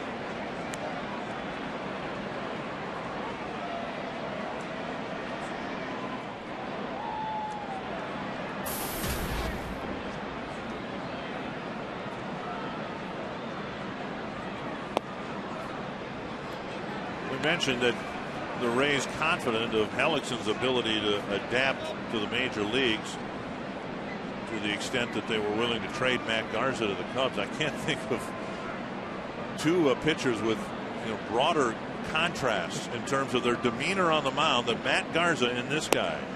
Garza was wound up, you know, like he started drinking coffee at 7 in the morning. And nothing wrong with that. You know what? He showed his emotions. Well, he did, but yes. I mean, he was spitting all the time, and you know, just very animated. Well, he's out had there. That bad taste in his mouth from the coffee. Yeah. And Hellickson, you know, looks like he's, you know, just returning from the library.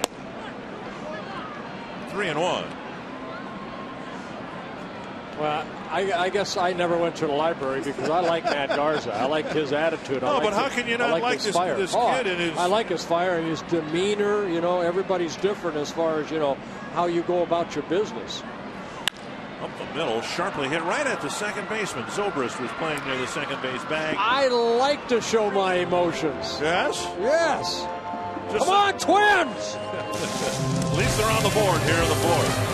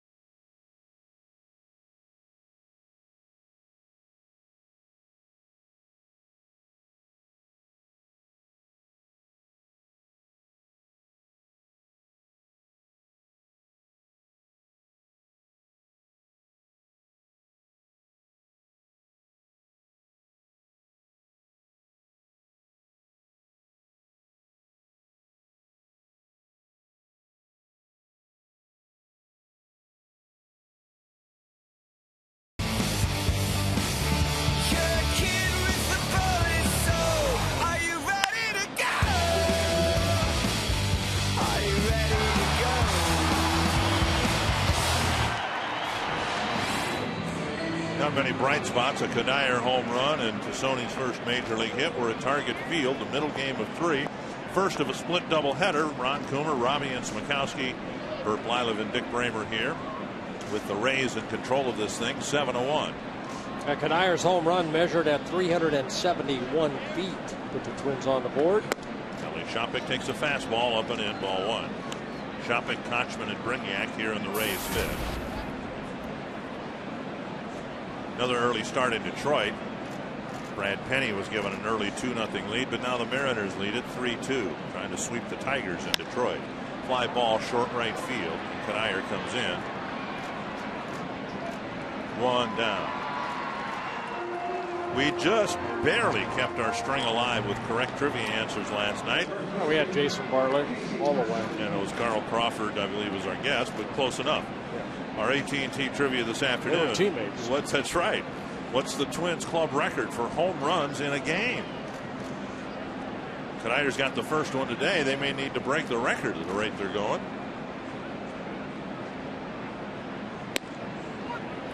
And strike 1. I'm going to go with 6.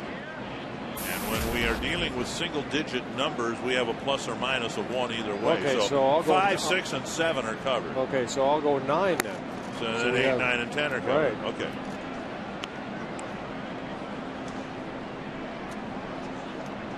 One and 1 to Casey Kochman.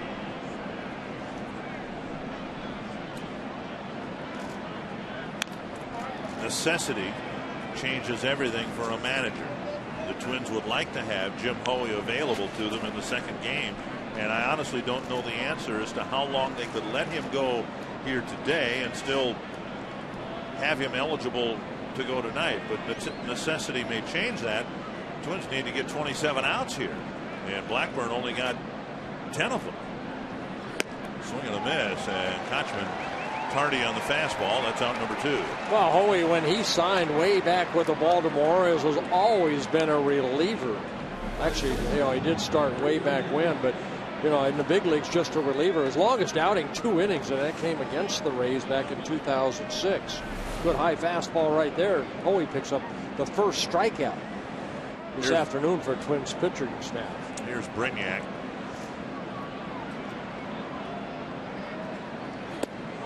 Shaves the outside corner with a 95-mile-per-hour fastball. And straight over the top, too. 10 pitches, 8 strikes. The tempo's improved. He's already recorded 4 outs.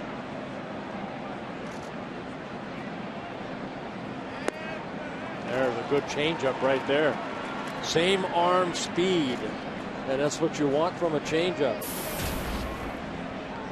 Brignac way out front.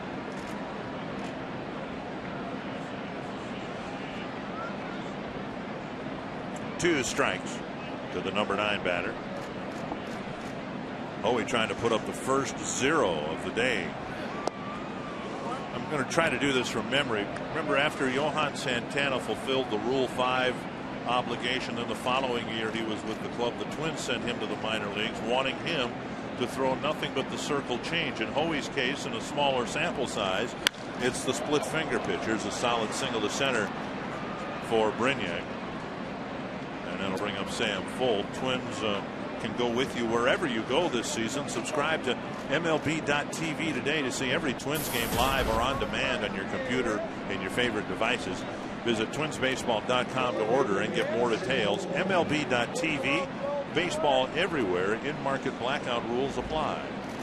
Well, a lot of people, Dick, you talk about, your fastball. Hoey has a very good fastball, but you need something to complement that. And if you cannot get a breaking ball over consistently, you need a good changeup, and that's what Rick Anderson saw in spring training. Hey, you've got a lively fastball, 93 to 98, but you know what? You need a secondary pitch that you can control and throw it for strikes. And he couldn't do that consistently with the slider. Right. So now he's got the split finger pitch, which is his second pitch, and the slider, no pun intended, is slid down to his third pitch. Right. 1-1. He'll still show the slider occasionally, he says, but if he is in a crucial situation, he's not about to be beaten on his third best pitch. 1-1 to Fold.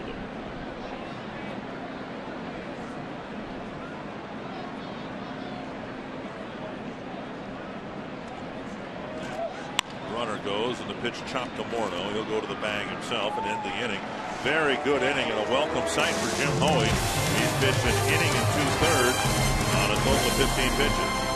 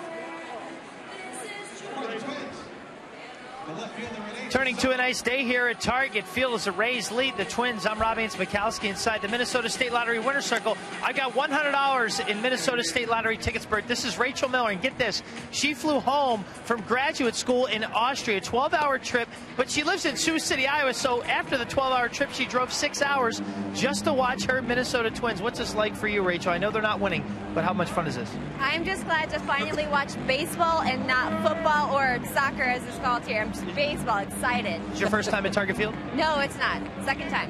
And you came back from Austria before to come here? Oh, yeah. We came here last August. So there you go. That's a dedication right there, Bert, of fans all throughout Twins territory. Graduate student from Austria making sure she does not miss a Twins game here at Target Field. Very nice, Rachel, and good luck scratching those off. Hopefully there's a lot of winners on those scratch-off cards. Rene Tosoni singled in his first major league at bat, facing Jeremy Hellickson here to lead off the Twins fifth. A ball, now a strike. Tosoni singled. It was the first base runner the Twins got. He got as far as second base. Span followed later in the inning with another single. Popped up left side. And Brignac with the catch, one away.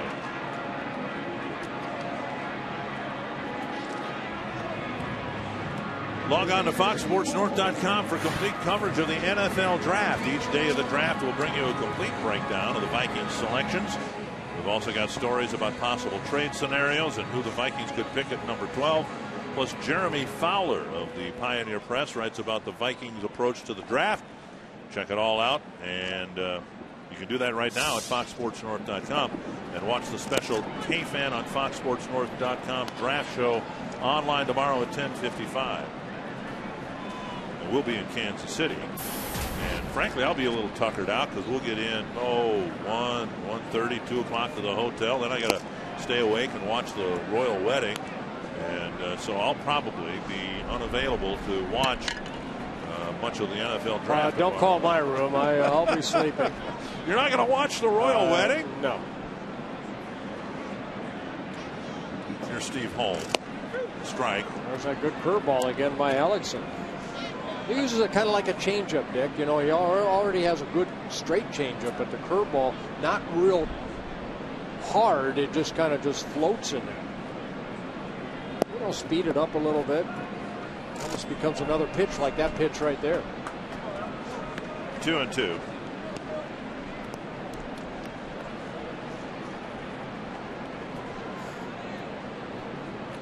Holm went down swinging his first time up.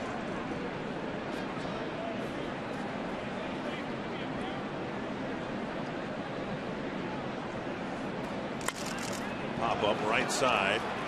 In fact, in foul ground, Shopik about 15 feet from where he slammed into the railing last night. Makes the catch, and that's out number 2. You know what? Let me show you a baseball right here. For the curveball, everybody holds the curveball differently. I held up just like a 4-seam fastball, but I also changed speeds on my curveball as my career went on. Everything was hard, but it's the grip that you put on your hand that creates that good tightness. Now, to throw it a little bit slower like Hellickson is, it's just a softer grip. But still, the main thing is your pressure point is on your fingernails right there once you let that ball go. So it's a grip that's really a tight curveball, or you loosen it up a little bit, and then you just kind of toss it in for a strike. So a couple different types of curveballs that we've seen from young Jeremy Hellickson. There's Luke Hughes, tried to bunt his way aboard his first time like up. That right there. So that's kind of a, get me over strike. Now if he come back with another one, now you want to throw it a little bit harder. Well, you can see the good tight rotation. 2 strikes. There's a little bit harder one. That's exactly what I was talking about. We're right talking there. about 71, and the most recent one was 76. But you see the spread from a 94, 95 mile per hour fastball backed off to a 71 mile per hour curve. Reminds me of Zach Greinke. Right, and that's where you want the curveball on an 0-2 count. You want to see if that hitter will go fishing a little bit. Right, this is down with a fastball at 91. Remember Greinke, when he won the Cy Young, he had that tremendous spread, and he could throw both pitches for strikes. Mid-90s fastball, and at times a curve that had, crossed the plate at 69 miles per hour.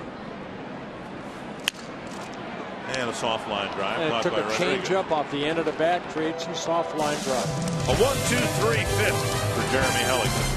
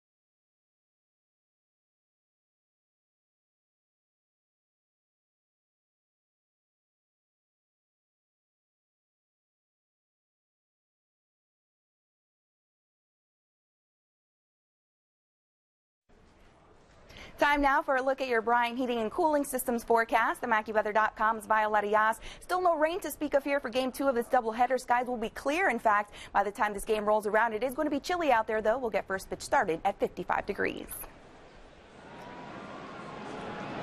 Jim Hoey will start the 6th inning. And a fastball missing to Johnny Damon. So far, Hoey's been a godsend for the Twins. He's not only gotten outs, he's gotten quick outs. He's only thrown 17 pitches. He's recorded 5 outs. He's faced 5 batters. And he'll hope for another quick inning here in the 6th. Last time Johnny Damon was up, Ron Coomer talked about, that Damon's a good low ball hitter, but, a good changeup right there. Where are you supposed to throw the guy, I mean, if it's balls up, he's going to slap it the other way. That's why this guy has almost 2,600 hits. He's just a good hitter.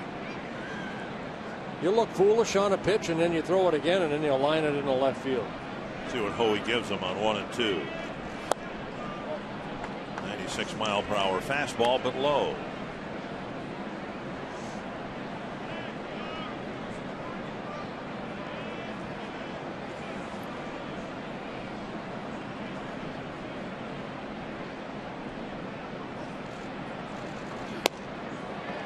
Strikeout for the first out of the set. Yeah, threw the ball right by him there. B.J. Upton will hit. Today, before the game, Ron Gardenhire brought in head trainer Rick McWayne to go through the list of injured and ill Twins, and I asked Rick specifically about Joe Mauer and whether they had ruled out anything serious concerning Joe and his long-term health. The doctors are very confident that he is perfectly healthy, other than the orthopedic soreness that he currently is experiencing. So there's no connection between his virus and the orthopedic injuries. It's our Sanford health update. But two things significant I thought about that. One, there's so many rumors about Joe, and here's a drive to right center field. Kadire going back, and he'll play the bounce. And Upton, Norfolk, Minnesota native, will hold up at first, knowing all about Kadire's arm. But there's so many rumors about Joe's health and the serious nature of this. And today, from the head trainer, the doctors, the Twins doctors are confident that it's nothing of any long-term magnitude, that this is something they should be able to manage. The other thing is, and a reevaluation, that now they don't believe that the virus that Joe got in any way magnified the aches and pains or was related, contributed to his achiness. He's got legitimate issues separate from the virus. You know, it's nice that Rick McWayne says that, but I haven't heard too much from Joe Mauer himself. And that's who I would like to hear from. You know, how is he feeling?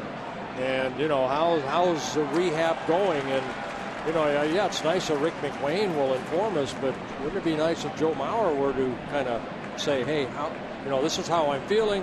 This is what I'm hoping to happen. You know, maybe he's going to have to go down to Fort Myers and, you know, wherever and get some swings in before he's activated here at the major league level. As great a hitter as he is, you need Joe 100%.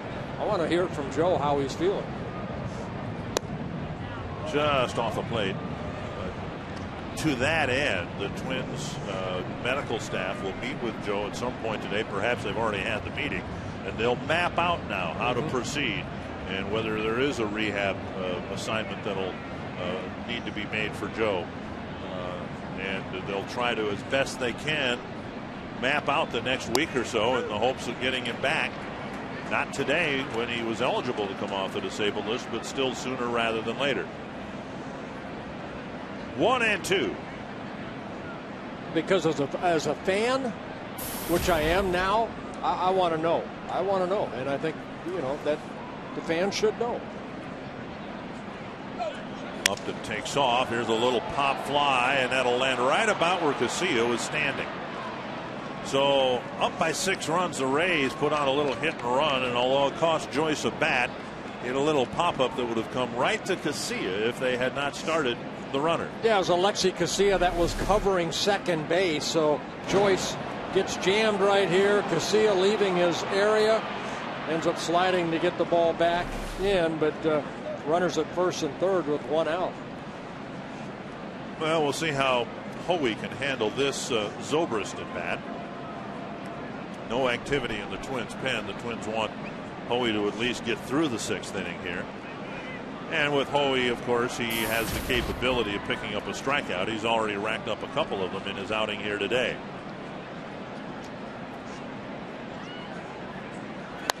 Full foul, the strike.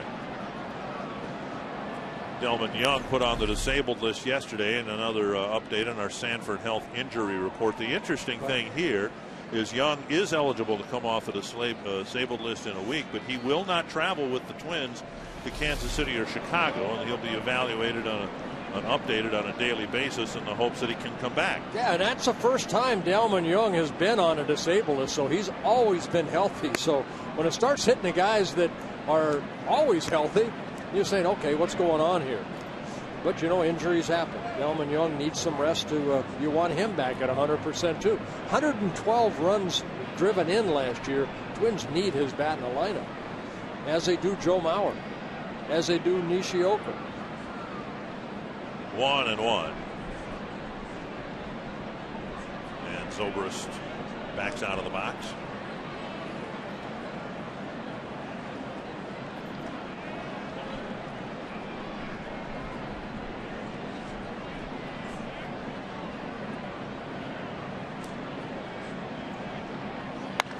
High fly to deep right field.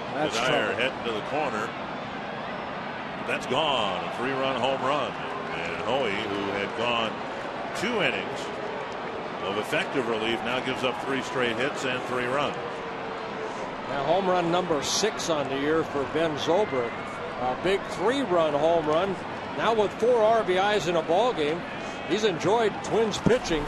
In last night's ball game, he picked up 3 RBIs in a game. So 7 RBIs in these first 2 ball games for Ben Zobrist against Twins pitching staff. And now here's Sean Rodriguez. And looking at the roster, the bullpen roster, with the pitching coach going, where do we go now? With the short start last night by Liriano, the short start today by Blackburn, and we're seeing, although the specific results are different. We saw Eric Hacker, who ended up giving up a couple of bases loaded walks, but Hacker was brought in to a bases loaded, nobody out situation. So although he issued a couple of bases loaded walks, those runs appropriately were charged to the starter Liriano. Similarly here, I think you're asking Hoey to pitch beyond what he's been conditioned to pitch for. Well, again, his longest outing at the major league level is 2 innings, and he's already matched that.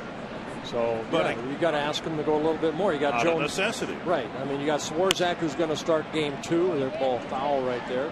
So that, you know, you eliminate one guy with Hacker going down out of that 7-man bullpen. Is now a 6-man bullpen, and you got guys out there. Luke Hughes threw 36 pitches in an inning, or Dusty Hughes, excuse me. Maharis is a 1-inning guy. Perkins is kind of a 1-inning guy. Nathan, same thing. Then you got Matt Capps, the closer. So yeah, I mean, right now Hoey is asked to maybe pitch this inning and maybe one more. And now Jose Maharis, who worked last night's ball game, starting to loosen up. 10-1 the score, and a bullet hit to the left field corner, and that's fair. And it'll be a double. Fan interference ruled. I'm not sure if the ball hopped the fence or not. At any rate, 4 straight hits now for the Rays against an apparently tiring Jim Hoey. Yeah, Rodriguez picking up his first hit on his 5th double of the year. And for the Rays, their 13th hit in this ball game. Ball trying to go foul, but then one hopping into the stands for a ground rule double. Fouled into the seats.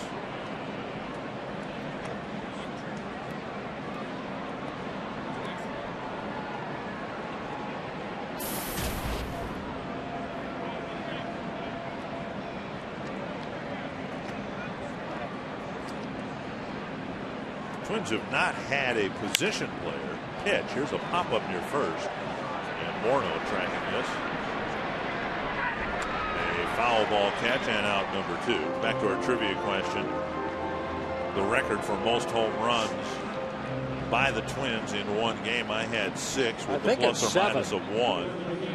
And you had 9 with a plus or minus of 1. Oh, 1963. Carmen Killebrew hit 3 on that day. Jimmy Hall, couple. I'm glad I wasn't pitching.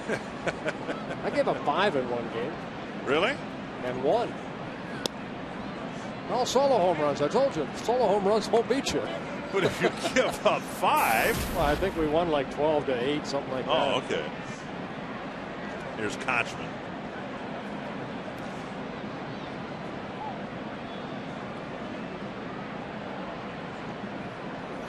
Managers are hesitant to have position players pitch for them at home. The last Twin to do it You got to go way back to 1990. Johnny Moses did it a couple of times. A total of 3 times, but twice in 1990. Dan Gladden did it once in 88, once in 89. Yep. In relief of you, I would imagine. I don't know. Cesar Tovar, of course, did it once in the gimmick game when he played every position, 1 inning. I was there for that. What year was that? No, I don't think you were. It was 1968. Well, I felt like I was there. Maybe it was Bert Campaneris I saw. Campaneris did it. Yes. And remember we wrapped up the season one year in Detroit, and Shane Halter did it for the Tigers. Right. I think they're the only 3 guys who've done that. 3-1. Hoey just running on fumes perhaps a little bit here in the 6th inning. And now 3-2. So I'm sure Ron Gardenhire wouldn't relish the notion of taking somebody out of a position and putting them on the mound, but again, you've got the specter of another game coming up here in a few hours, and Hoey's probably going to be done for the day. Maharis pitched last night, and if you used him in the first game today, he in all likelihood would be available tonight. Ground ball to second. Gobbled up by Hughes, and Hoey gets through the 6th inning, although the Rays get a 3-run home run again.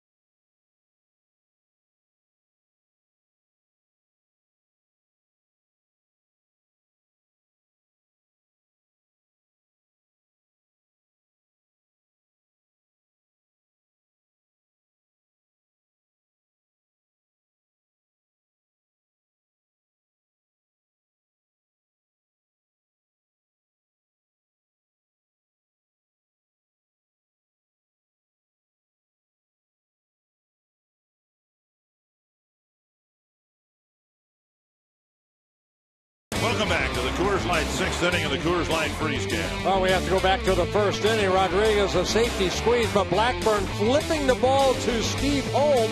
That does a great job of protecting home plate. Look at him put that shin guard down. Matt Joyce never got to the plate.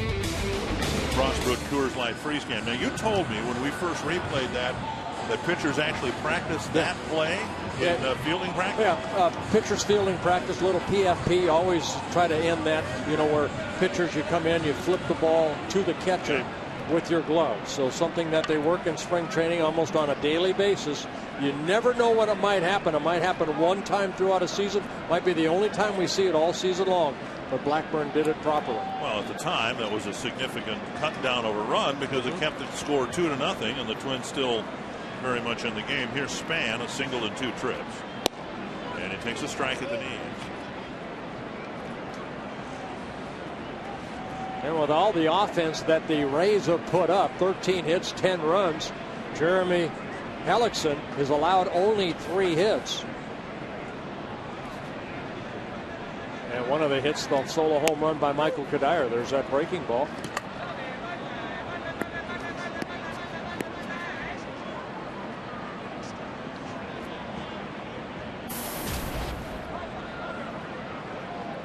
Two strikes to Span, starting the Twins' 6th inning.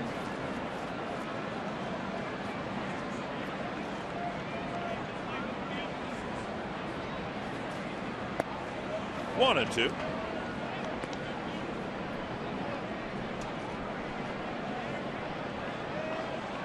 Hellickson said he got about 40 tickets for today's game. Gets family and friends that'll come to Kansas City when the Rays play there. It's about the same drive time from Des Moines to Kansas City as it is up here. Bouncer to short. Ringyak off balance throw on target. And Robbie Smikowski's with Jeremy Hellickson's father. I am. This is Steve Hellickson watching his son pitch for the first time this season. He did witness his major league debut and a couple other games here. But Steve, what's this like watching your kid pitch as well as he has in person? Can't explain it. You know, it's just surreal. It's gotten easier because I realize that he belongs here and he can handle it. You know, but you can't really explain it, you know. Now the grand total, Dick Bramer is speculating around 40, but the total, 85 people made the trip from Iowa. How'd you coordinate this, Steve? Over the last 2 or 3 weeks, I talked to Jeremy about 3 nights ago, and he goes, "Dad, let's not do this again." He said, "Let's hold it to 50 from now on." I said, "Okay." Yeah, how well did that go? Hold it down to 50. Right. Well, we'll see what we can do. He's going to be back here July 4th, so we'll bring a good crowd back with us next month. What do you take away from this, the ride home? What are you going to be thinking, you and the rest of your family? It's just great time. I mean, it's just awesome. I mean, we've been baseball fans all our lives, the whole family anyways. So see one of our own out there is just unbelievable, you know. Congratulations to you, Steve. Thank you very much. Dick and Bert. All right, proud papa. Yes. Well, you see that by his mannerisms kind of, I think, shows the mannerisms of this young man on the mound. Right. You know, in the bio of Jeremy Hellickson, the parents, Steve is a forklift operator in Des Moines. They're both Iowa natives. His mother, Leanne, owns her own cleaning business. So good, hard-working Americans. And this young man on the mound fulfilling a dream. 2-2 to Casilla. And a high fly to medium deep right field. In fact, it's short right field.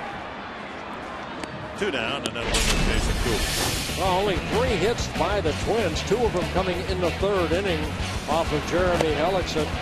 He picked up 3 strikeouts, all of them coming in the 1st inning. 1 in the 2nd, 1 in the 1st, 1 in the 2nd, 1 in the 3rd. And he's maintaining a very good pitch count. Right now, this will be his 80th pitch of the ball game. And so far, 48 of the 79 have been strikes.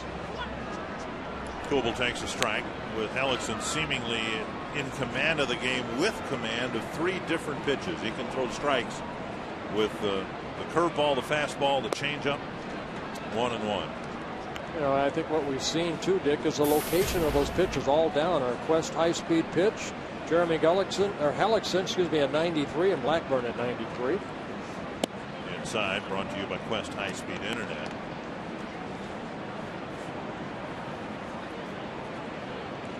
Two and 1 to Kubel, 0 for 2. A fly to center and a bouncer to short.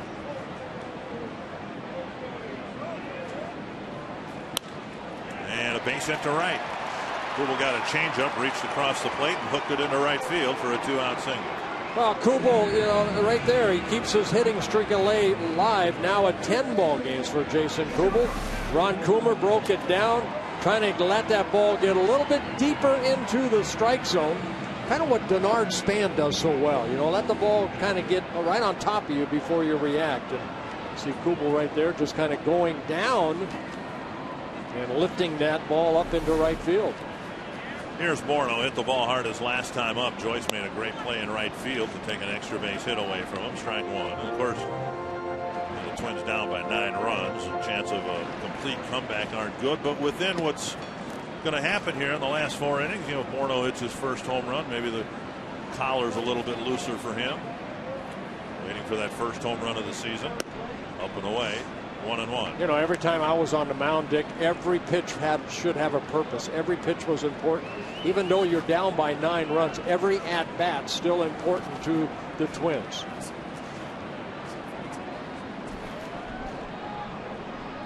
Dad's afraid to look. Fouled back. Well, he might be getting Texas. There he is. He knows he's on TV. Well, there's this. Steve, we got you. There's this from former Iowa Governor Chet Culver. He told the St. Petersburg Times when Hellickson was on the verge of making his debut. His demeanor isn't surprising to all Iowans who've grown up with Midwestern values and unrivaled work ethic. Jeremy is the epitome of Iowa. Now, when that comes from the governor of the state, that's pretty impressive. Very nice honor. 2-2.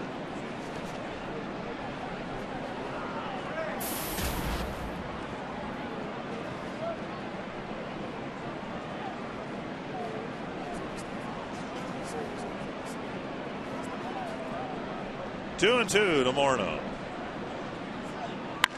Hit hard to center, but it's righted up there. So Morneau's hit a couple on the screws here.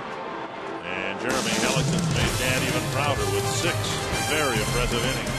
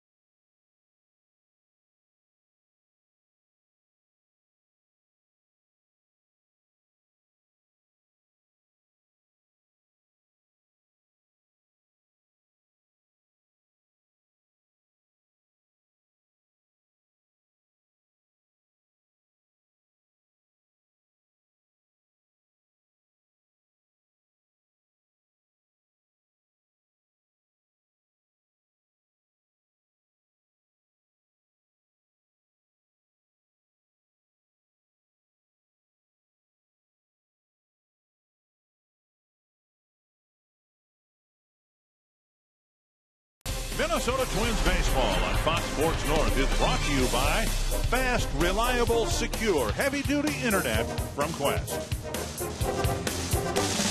Well, welcome back. The Tampa Bay Rays with a 10-1 lead. Nick Blackburn started the ball game for the Twins. He went 3 1/3 innings. Jim Hoey, a career high, 2 2/3 innings. Now it's Jose Majaras on the mound for the Twins. He worked in last night's ball game, making his 12th relief appearance. He worked 1 shutout inning, the top of the 9th inning. Threw 14 pitches, 9 for strikes. Well, the Twins moving Hughes from second base to first base, and Matt Tolbert inserted the game at second base. Reed Brignac will face Jose Majaras. Ball 1. I was talking about position players, and keeping in mind, of course, that Twins don't have too many options on the bench anyway. Repko's got a pulled quad. The Twins would like to not use him unless it were an emergency situation. And you got the backup catcher, and I don't think Jim Thome is a candidate to pitch. But now that Tolbert's in the game, I'm guessing we will not have a position player. Pitch. Majaras hopefully getting through the 7th. Maybe Nathan would get an inning, but you know, if you pitch Nathan this afternoon, coming off of Tommy John surgery, you're probably taking him out of tonight's bullpen rotation. Right. So we'll see how the Twins patch this together. And all of this again necessitated because of the short start last night and the short start again today. Well, again, you know, if Majaras can have a quick inning right here and throw maybe 10, 12 pitches, then maybe he could go one more. Nishioka breaking in a new glove.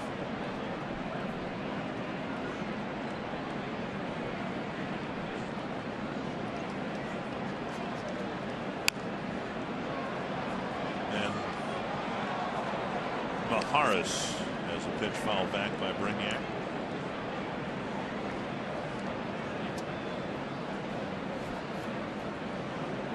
Brignac, Fold, and Damon facing Maharis. He threw strikes, got some quick outs in his outing last night. Fouled away. So you imagine a situation tonight where, and nobody knows what Anthony Swarzak's going to give them, but you've got a lead through the late innings. You would like ideally to save Nathan and Perkins and Caps.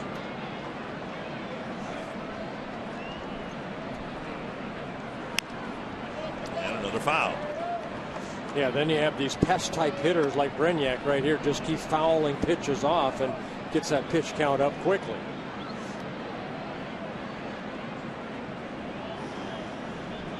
Kevin Slowey will, in all likelihood, join the team in either Kansas City or Chicago.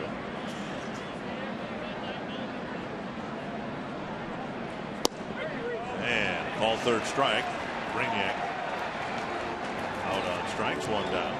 If you're looking for something to do tonight, how about coming to the ball game? Second half of the doubleheader against Tampa Bay. First pitch set for 7 o'clock, and you can log on to twinsbaseball.com right now and get your tickets, or call 800-33-TWINS and secure some last-minute seats for the homestand finale. It'll be Jeff Neiman, who has struggled for the Rays, and Anthony Swarzak, who made a very positive impression in spring training with the Twins, which is one of the reasons why he was given the call up to start the nightcap tonight. Yeah, he had 4 starts down in AAA, and all 4 starts pretty consistent.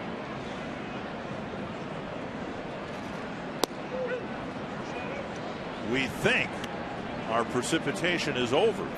It's supposed to warm up by game time tonight. Yeah, there's the numbers of Swarzak down in Rochester in 4 starts. 2 strikes. And Fold makes a close pitch for a ball, 1-2. And if you would rather not come to the ballpark, we will have the game for you tonight. 3 games starting at 6:30.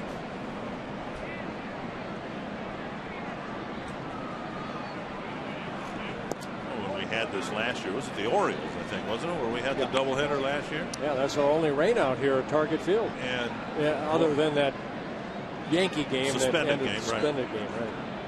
But I remember just after the game, and I might do it again today, just going out and walking the streets of downtown Minneapolis, and boy, the buzz, the bars and restaurants, just it was a very active 2-3 hours in between when the first game ended and the gates opened for the second game. Well, the Twins have 25,000 season ticket holders, so a lot of them want to see every game possible. So they're going to hang out until that 7 o'clock game starts. 3-2 to Sam Fold.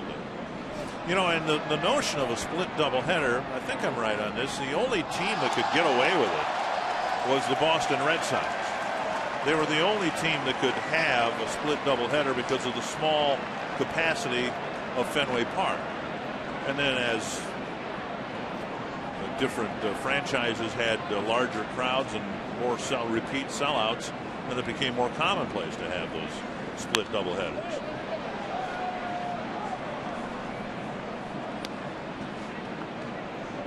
I remember way back when it was the Twins that had the last scheduled doubleheader on their schedule. Remember, it was the Oakland A's at the Metrodome. Yep.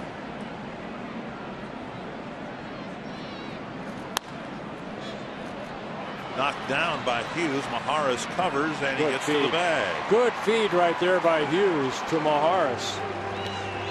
And that's what you want. I mean, Hughes made a nice play knocking that ball down. It's a pitcher's responsibility to get over there.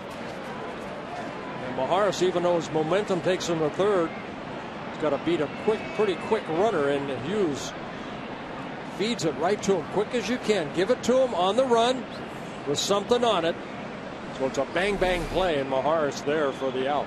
And last year, covering the first base bag, and Maharis didn't get as far as the bag, and he blew his knee out. He had a knee injury just running over to the base. Here's Johnny Damon, and there's ball 1.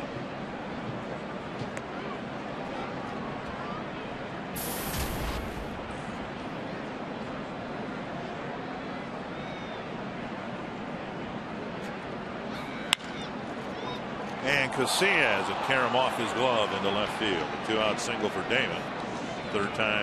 Fourth time that Damon has reached 3 hits and a walk. Welcome back, baseball with Pepsi Max. You can log on to foxsportsnorth.com. Click on the upcoming events banner and see where you can score a free Twins baseball hat at select Cub food stores.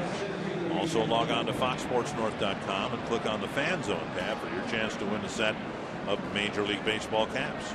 You know, we talk about Jason Kubel swinging a hot bat, but that swing right there, Johnny Damon, Dick, is so much like what Kubel's in that groove right now. Just, you know, if you pitch away, he'll take it that way. Take a look at Johnny Damon again. Almost 2,600 major league hits. Keeps his eye on the ball, even though that leg comes up. He keeps those hands back and just meets that ball with the meaty part of the bat and lines it into left field off of Casillas' glove. I guess seeing that in super slow motion, what impresses me is how still his head was through the whole process. A lot of torso movement and arms obviously moving, but his head stayed so still through that whole process. That probably is a good reason why you get 2,600 hits too. You know, even though that right leg was up and went down, those hands were still back and allowed it to pop it through the strike zone. Let's take another look at the super slow-mo. See the legs moving, the arms are moving, and the head just drops down a little bit and stays right on the ball. And that's what Ron Coomer's talking about, how his hand comes off the bat.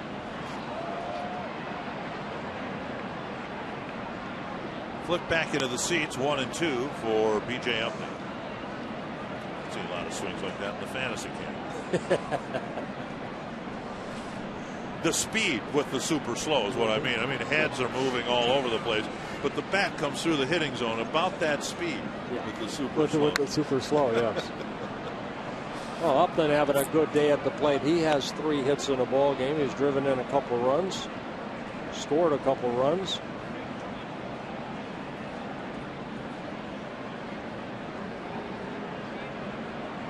One and 2. Maharis with 23 pitches thrown here in the 7th inning. And now 2 and 2.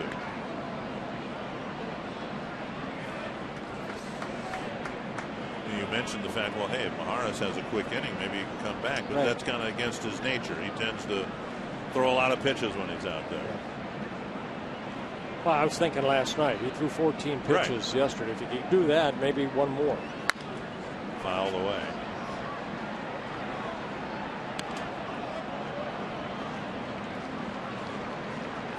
Well, this Rays ball club, you know, I mean, they're 1 game over 500 coming into this ball game, but it hasn't really been the offense. They came in hitting .228 as a ball club. That's the lowest average in the American League, but don't tell the Twins that. And now 3 and 2. Rays scored 8 runs in last night's ball game. They put 10 on the board so far here this afternoon.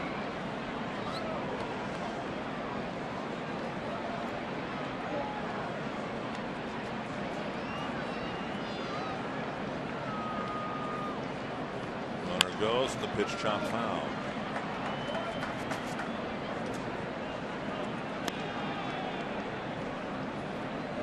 Where the Twins have had to have their bullpen pitch most of the first 2 games of this series. There's Dusty Hughes getting loose. Twins have yet to see much of Tampa Bay's bullpen in this series yet. And Hellickson seems to be prepared to complete the 7th inning. There's a pitch outside, and Upton with a bunch of foul balls ends up drawing a walk. And that'll bring up Matt Joyce.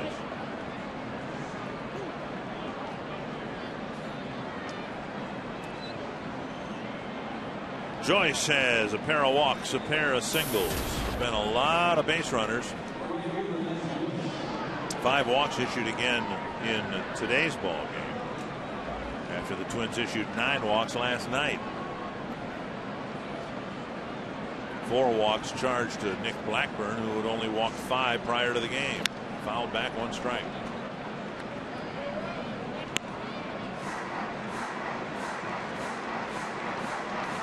There's Hellickson.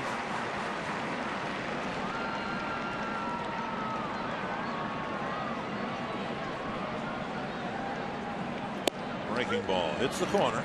2 strikes.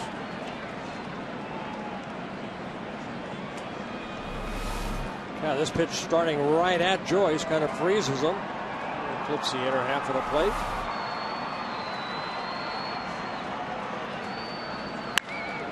And a base hit up the middle. Damon around third, he'll score. It's 11-1, and Maharis gives up a run after getting the first 2 outs. Yeah, he left that breaking ball up. We just showed you a breaking ball that kind of held, Matt Joyce kind of took it for a strike, and then he comes right back with it, but look at the location. A little bit more over the plate. That allows Joyce to extend his hands, quick bat, and he drives in a run on his 3rd hit of the ball game, picking up his first RBI. Zobrist with a 3-run home run his last time up. Also an RBI single in the first. The single more damaging than the 3-run home run, believe it or not, because it put the Twins behind 2-0. In the nightcap tonight, Anthony Swarzak's first task is going to be to put a 0 up in the first inning. Going back our way. Almost into the Tampa Bay TV booth. You were ready too. I was ready. But, we got this sign up in front here, so I lost sight of the ball for a while. So if I had it come off my hands, I would have had a convenient excuse. That's good. That's built in. If not that one, I would have come up with another one. There's the sign that's ahead of us. I'm going to have to bring a glove like Dan Gladden does. See, and that disappoints me.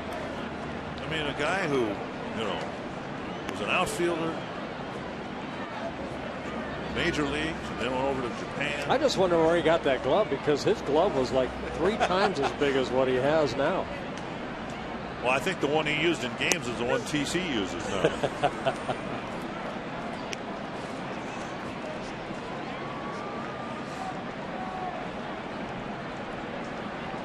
There's a glove. There's a glove. I think if you turn it around, it'd say Wheaties on the back. There's a drive to deep left field. Off the base of the fence. It'll score 1 more. And it'll score 2 more. So now Maharis has given up a 3-run inning. Only in the 5th inning have the Rays not scored. And only in the 2nd inning, when they scored once, and the 5th, have they not put up a crooked number. And Ben Zobrist driving in 6 runs here this afternoon. Again, he had 4 RBIs yesterday. So between these 2 ball games, my California Mass says this man loves to hit here at Target Field. 10 RBIs already in the first 2 ball games. Maharis got the first 2 men. The next 4 reach. It's another tough inning for the Twins pitching staff.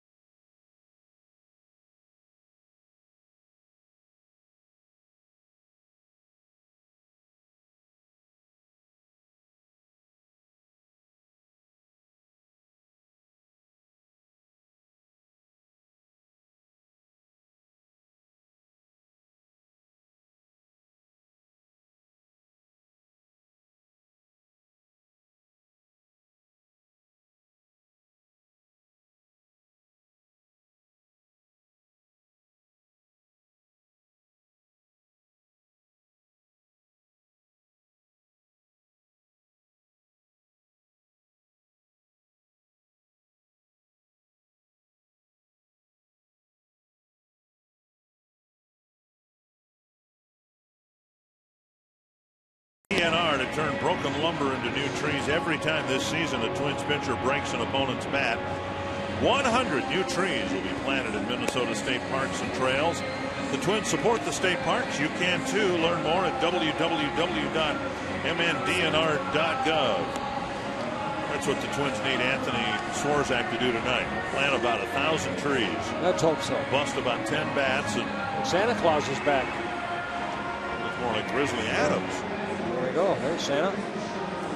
Doesn't always have to wear that red suit.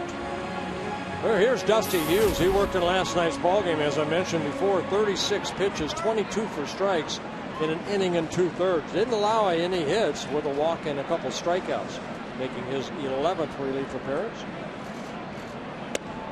Up and away, ball one. Sean Rodriguez with Zobrist at second. Twins still have to get 7 outs here. And Hughes misses 2-0.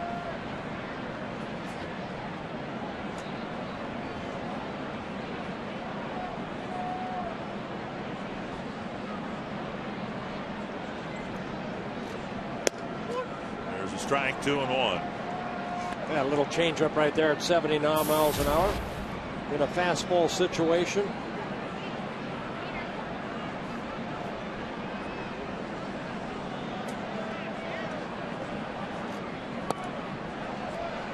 Two and two.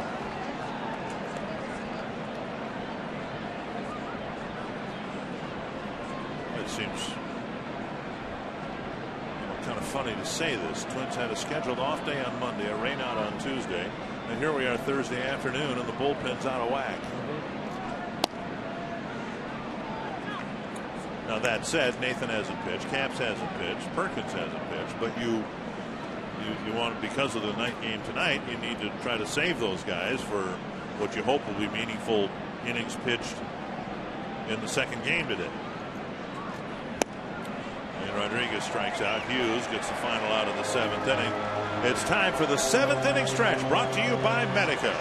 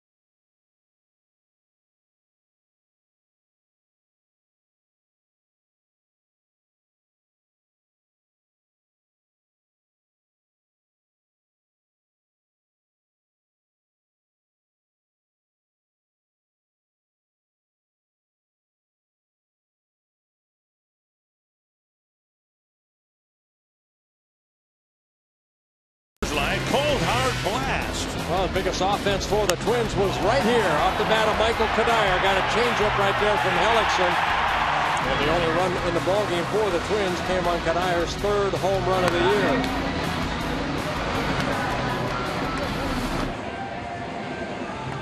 And Kadire will lead off the 7th inning for the Twins against Jeremy Hellickson. Hellickson with 88 pitches in the ballgame, 53 have been strikes. 3 strikeouts again. 1 in the 1st, 1 in the 2nd, 1 in the 3rd. And he's given up only 4 hits. That home run by Kadire and 3 singles.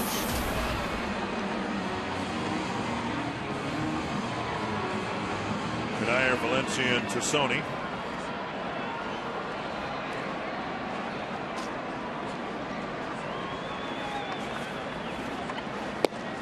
strike on the outside corner. Well, the Twins the only team to score so many as 4 runs against Hellickson in any one of his prior starts, and now today his teammates give him 13 runs to work with. Again, just making his 9th major league start and his 3rd against the Twins. Made his major league debut against the Twins, beat Carl Pavano 4-2, lost to Brian Dunsing 4-2 in Tampa earlier. 2-1.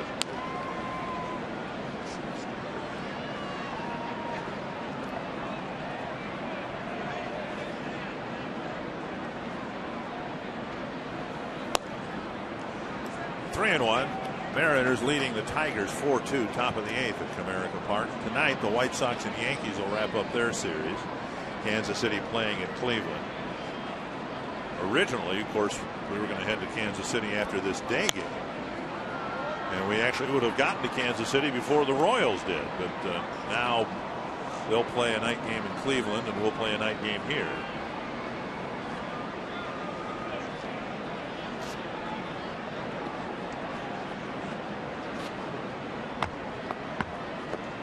Full count to Kadire. He takes a walk. And that is the first walk. First walk, yep. Let's take a look at our Grand Casino story of the game. In the first inning, off of Nick Blackburn, B.J. Upton with an RBI single. That scored Johnny Damon. And then Ben Zobrist, what a day he's having at the plate in the 3rd inning. And then Tosoni getting his first major league hit. And then the 3-run home run by Zobrist. Valencia takes a strike. Valencia slumping and hitting in some tough luck, and the average down in the low 200s at 210.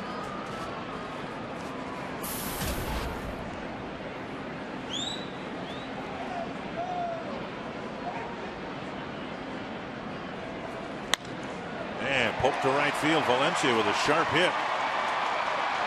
And Kadire going to 3rd. He'll be held there. Valencia will hold with a single, and so lead-off walk, and now a sharp single to right. Tosoni has a chance to get his first major league run batted in. Well, you know what? I mean, that's a good piece of hitting right there by Valencia. Fastball. He doesn't try to pull it.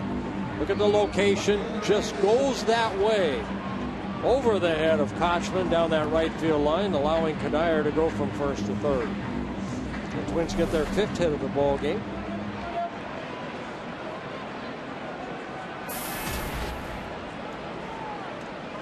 Tosoni single to right, his first time up, and then popped to short. Down and away, ball 1.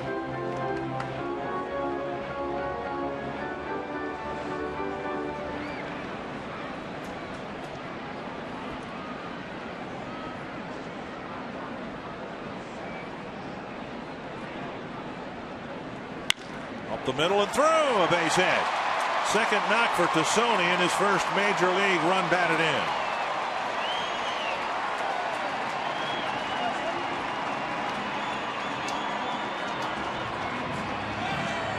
Hellickson leaving some pitches up. Jim Hickey, the pitching coach, is going to go out and talk to him, but Rene Tosoni going right back up the middle. Good swing. Right back up the middle, picking up an RBI as Kadire scores for the 2nd time in the ball game.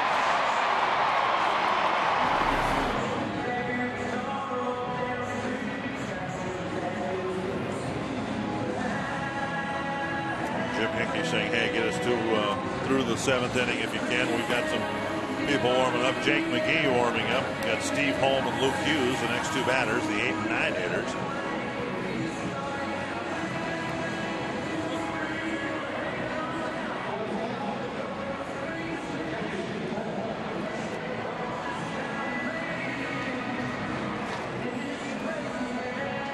Holm with a strikeout of the 3rd, and then he fouled out in the 5th inning.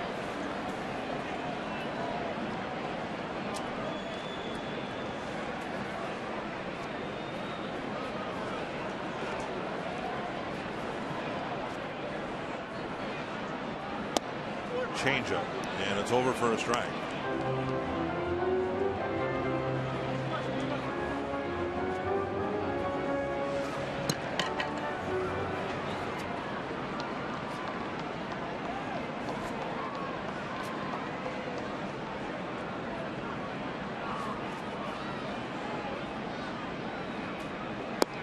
breaking ball wide of the plate. 100 pitches now for Hellickson.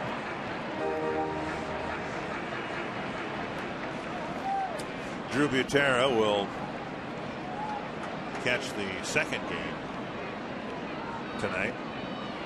That'll start at 7 o'clock regardless of the length of this game. Conventional doubleheader, they'd wait 25 minutes or so between the end of the first game and the start of the second, but they have to get everybody out of the ballpark, tidy up a little bit, and then open the gates and do it all over again.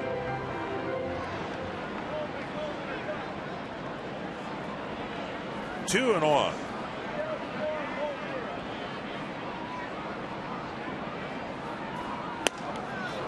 Holm tried to hit one into the upper deck. Hellickson started him off with a changeup, then the slow curveball again, and then another changeup, and right there, a 91-mile-an-hour fastball.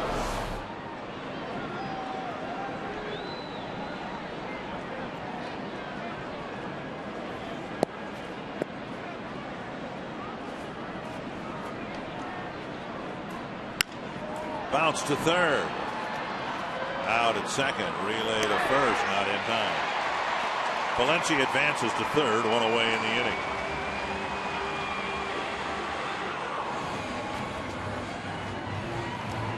And that'll bring up Hughes.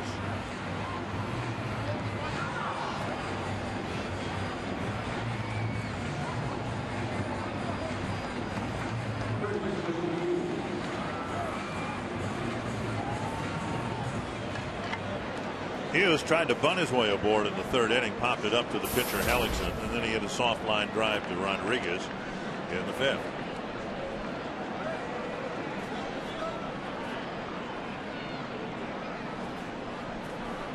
Inside, ball one.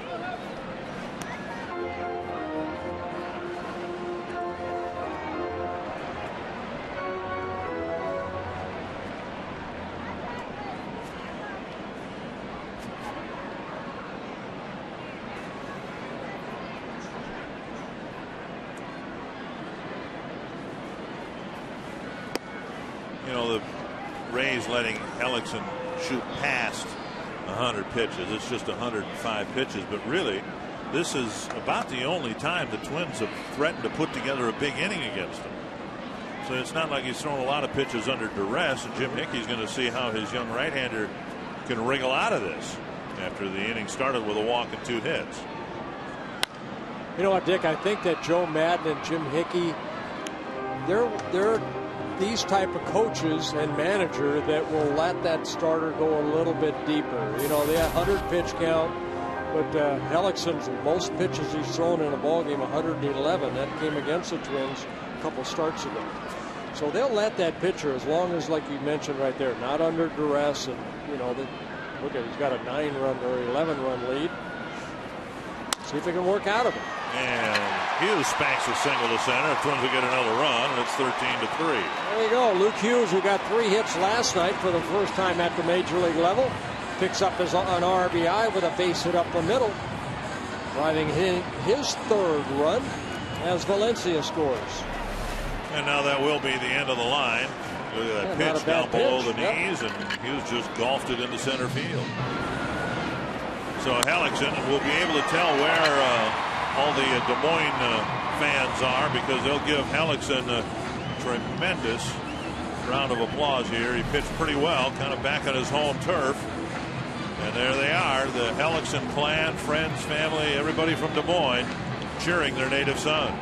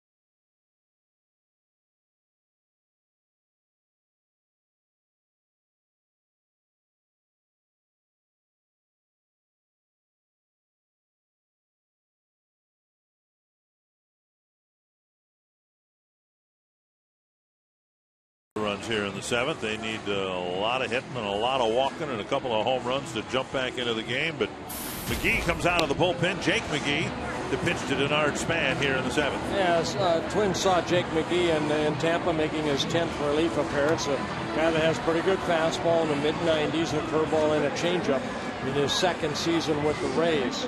September call-up last year. Give it an opportunity to start this year at the major league level. Just 24 years old. Sparks, Nevada. Span with a single and 3 trips. And then hopefully Casilla in the middle of the Twins lineup.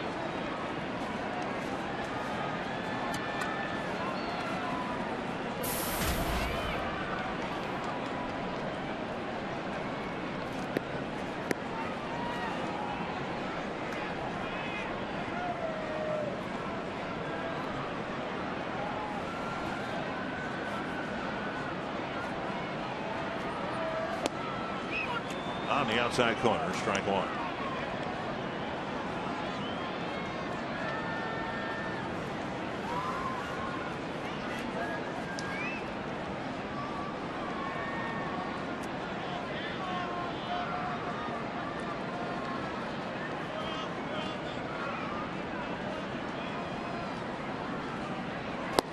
A little bit low, 1-1.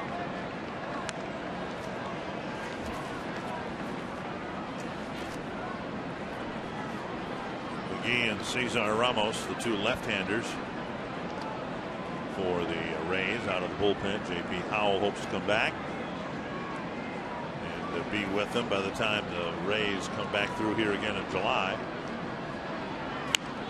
Fouled over the Tampa Bay dugout.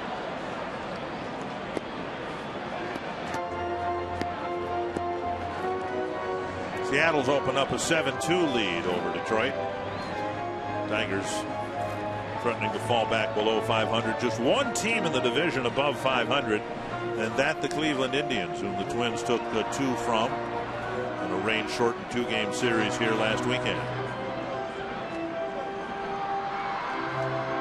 Indians won 9 straight at home, and they'll take on the Royals in the series finale tonight. 1-2, and Span takes ball 2.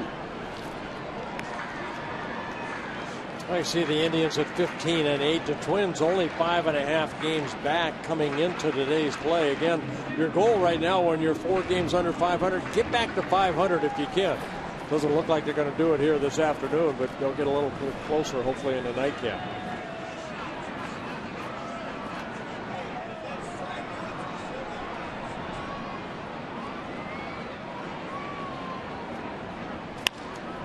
Looper to short left.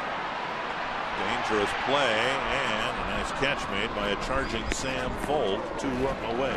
Yeah, as a shortstop, Breniak goes back until he hears something from Fold, and Fold calling him off. So Breniak looked like he was going to try to catch this ball, kind of flared into left field, and then you go back and then you hear your left fielder say, "I've got it, get out of my way." That's exactly what Breniak does right there. Stops at attention as Fold makes the catch. Joe Madden again saying that defensively they haven't missed a beat with Carl Crawford now with the Red Sox. Crawford, by the way, just having a terrible time in his first weeks with his new team. But Fold has stepped in and given them very fleet defense with a strong arm in the outfield. He's stealing bases. He's doing what Carl Crawford does. Right. 1 strike to Casilla. That's hit to the gap in right center, but playing over there is the right fielder Joyce. Twins get a couple and leave a pair. It's 13-3.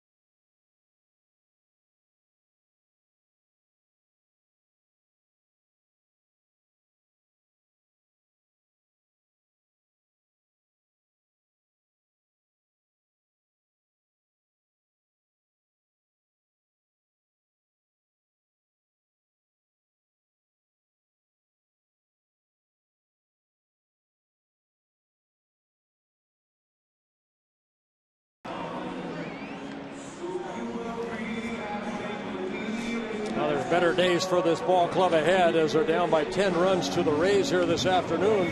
This copyrighted telecast presented by the authority of the Minnesota Twins and may not be reproduced or retransmitted in any form. And the accounts and descriptions of this game may not be disseminated. A toast to that. Without the express written consent of the Minnesota Twins, LLC. Well, Dusty Hughes got the final out of the 7th. He'll be asked to get through the 8th inning here, it appears. Kelly Shopik will lead things off in the first pitch, up and away, ball 1. Shopik with a sacrifice fly in the 3rd inning and an 0 for 3 day. Swing and a miss. A good changeup right there by Hughes. This change was kind of like a screwball. You see the fastball, then you kind of turn it over a little bit to create that ball to slow down a little bit.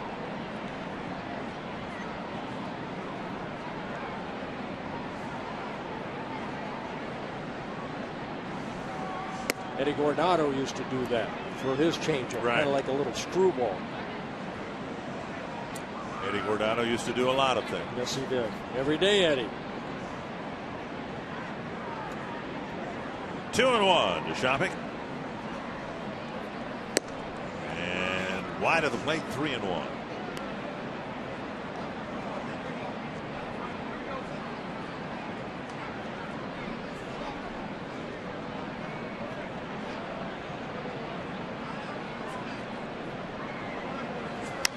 High fly to left, and Tosoni back now in. 1 away.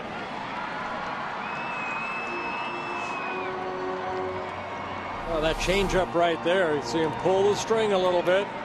And Shopik, good extension, but hits it up in the air, and he's not happy.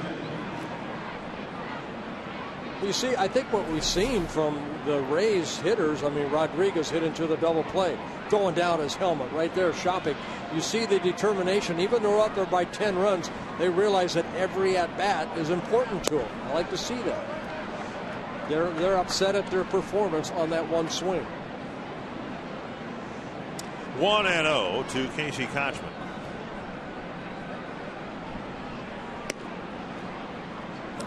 Kochman hit a wilting home run. The first pitch of the 2nd inning. Blackburn struggled in the first, gave up a couple of runs, but he left 2 on, got an out at the plate.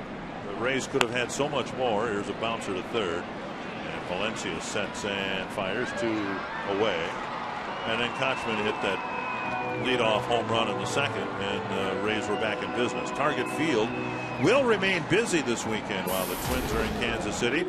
Big Ten baseball takes over. The Gophers hosting the Iowa Hawkeyes. Game tomorrow afternoon starts at 3 p.m. All the tickets are sold on the day of the game at Target Field. Go to gophersports.com for the complete Target Field schedule. So 2 gone in the 8th, and Reed Brignac plate. A light rain beginning to fall here. What else is new? At least it's not white stuff. Good breaking ball there by Dusty Hughes.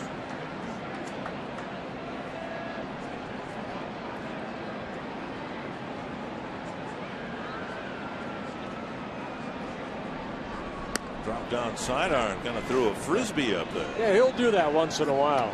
You know, he'll throw that fastball from down there and also the breaking ball. This just doesn't drop down on one pitch. Just give you a different angle.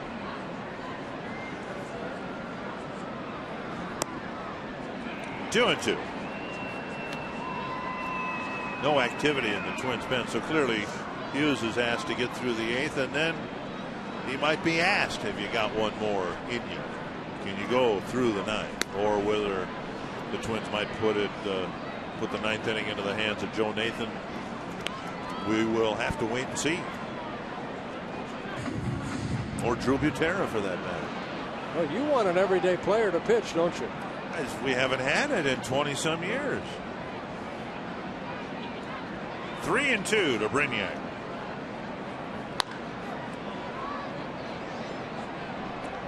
You remember whether a position player ever relieved in a game that you started? I don't recall. I don't recall. Hopefully not.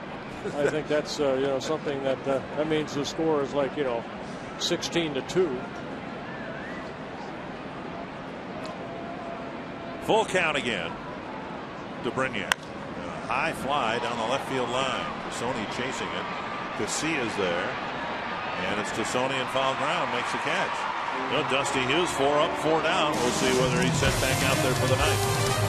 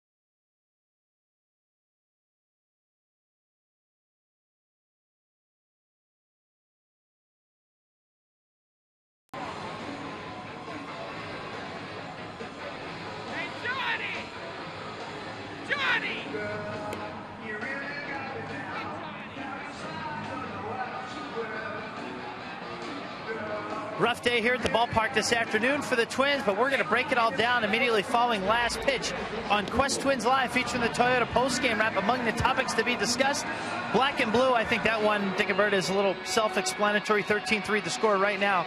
The instruction will be warming up to pitch. Bert Blyleven is going to take us through the art of warming up and what is involved with that in the outfield as pitchers get ready to begin a ball game. Plus, Gardy, we're going to hear from him. And he does not mince words. He will assess his team's performance. Another short start by Nick Blackburn. Bullpen taking their lumps today. And what's in store for tonight? Gardy will let us know immediately following the ball game. Dick and Bert. Well, thank you, sir. Here's Jason Kubel leading off the bottom of the 8th for the Twins, and there's strike one. Kubel, and then Tolbert will hit in what was Morneau's spot, and then Michael Kadire.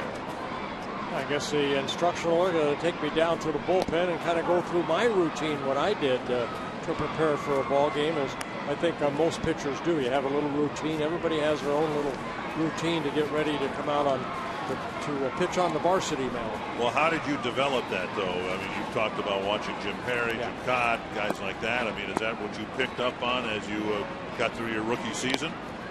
Yeah, you know what I used to do? When I wasn't pitching, I'd go down to the bullpen and watch Jim Perry and Jim Cott prepare for a ball game, and Louis Tion a little bit that he pitched for the Twins in 1970. So, yeah, I just watched and I saw what they did, and then I tried to implement it into a routine for myself. Well, but again, everybody's different. My goal, and we'll talk about it instructional, is everything keyed off my fastball, and I'll show how I tried to do that coming into a game. So you actually going to climb up on the mound? I'm going to. Well, no, I'm going to. It'll be like a 40-foot mound. Inside the Kubel. But I'll, my hip feels better now. I know I can throw. I can get my left leg up without feeling anything on my right. So I will go through the routine. I'm going to have Ron Coomer catch me too. That'll be exciting. Wow. I don't know who's going to help him back up. I was going to say, we got to get a cherry picker over there and try to get him off the ground again. We'll have to see if he's wearing a cup or not. Might get a free shot. 3-2 to Kubel. Well, Kubel in his last at-bat kept his hitting streak alive. Now at 10 ball games for Jason Kubel. Swinging a hot bat. Little pop fly, short center field. Brignac out there to make the catch, one away. bring up Matt Tolbert. Morneau had gone 0 for 3, but he hit the ball right on the button twice, lining out to the right fielder in the 4th and the center fielder in the 6th. I was going to say Jake McGee has come in, and Jake McGee, excuse me, has retired all 3 batters been asked to face so far. It's Matt Tolbert.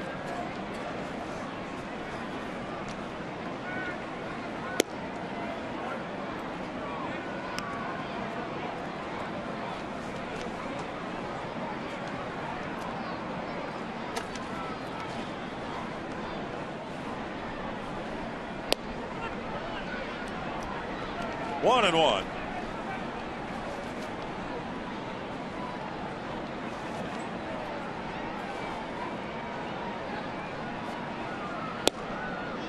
Down low, 2-1. Well, Tolbert 7 hits in 36 at bats with a couple doubles, a triple. He's knocked in a couple runs.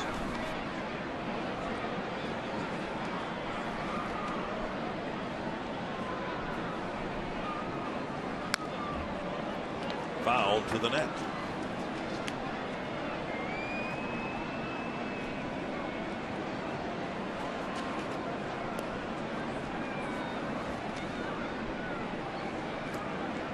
Haven't done much. 7 hits, 6 singles, and a home run.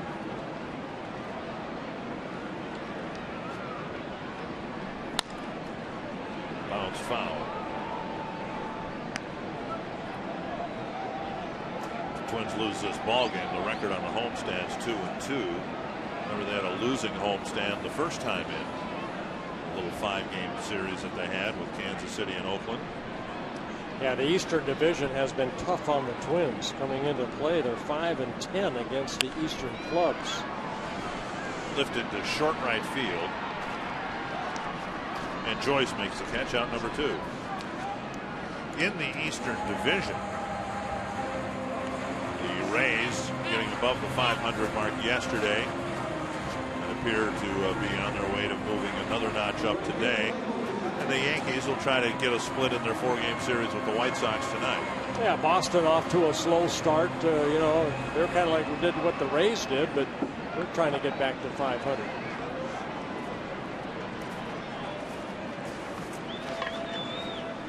Here's Kadire. He scored 2 of the 3 runs for the Twins. A solo home run in the 4th, and then he led off the 7th with a walk and came in on Tosoni's single.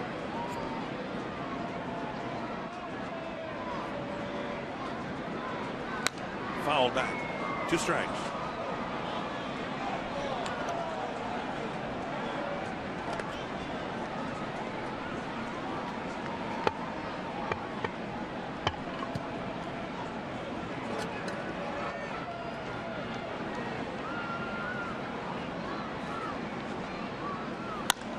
And Kadire with a base hit down the right field line.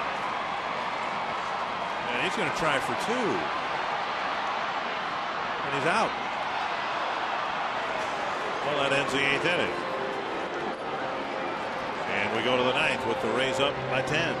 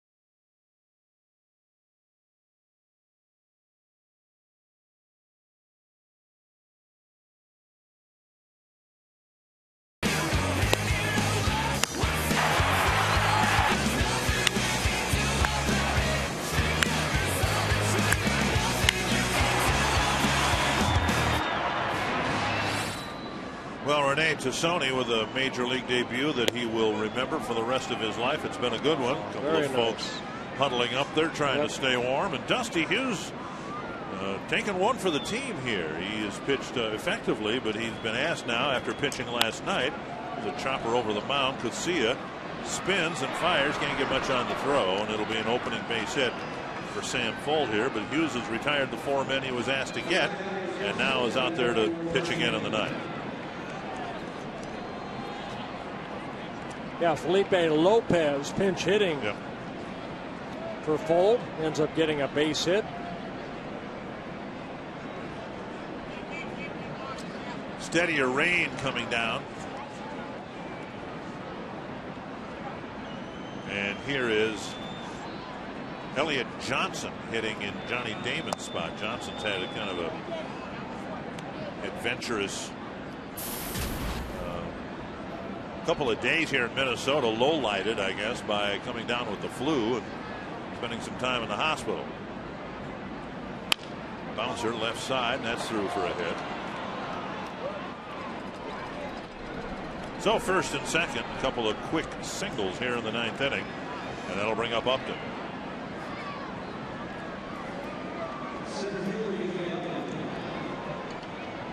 Upton with 3 singles and a walk, 3 runs scored. It's been one of those games. There's Matt Capps getting loose.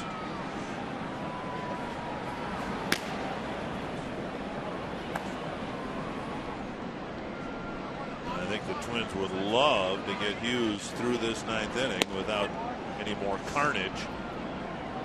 Well, you wonder if Matt Capps hopefully is just up just to get some throwing in.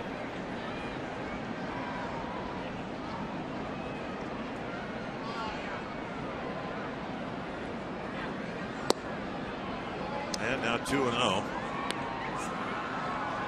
You know, Matt Capps last worked in a ball game on Sunday, and then with Monday off and then Tuesday the rain postponement. You know, yesterday's ball game, I didn't see him throw out in that bullpen, so maybe just getting some work in. 2-0. And now 1-2 is the count, according to home plate umpires Tim Welke. A lot of hits for the Rays here this afternoon. 18 hits for the Tampa Bay Rays.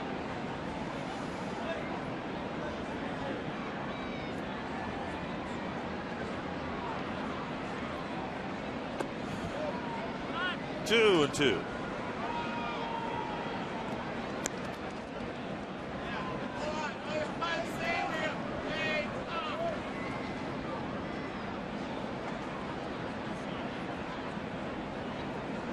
Seattle beat Detroit. Final score 7-2, sweeping the Tigers at Comerica Park. And dropping the Tigers back below the 500 mark. Foul back to the net.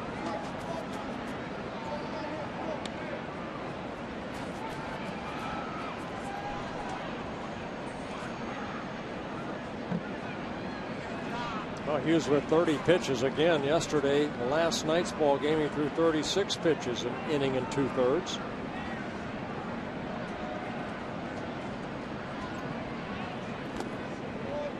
And now a full count. You know, we saw that from Hughes last year. Remember when the Royals seemed to come into town, it was always, you know, Dusty Hughes out on that mound somewhere in the ball game.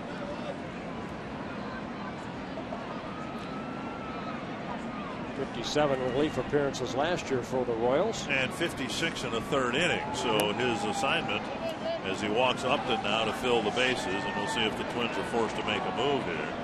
His assignment last year was simply to pitch about an inning at a time, and now he, like Hoey, asked to pitch part of a 3rd inning because of the short start by Nick Blackburn. Right.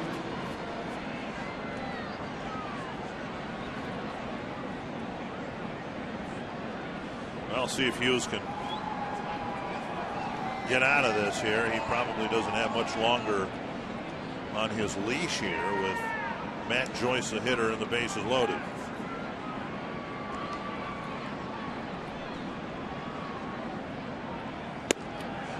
Came inside, got an awkward swing and a miss.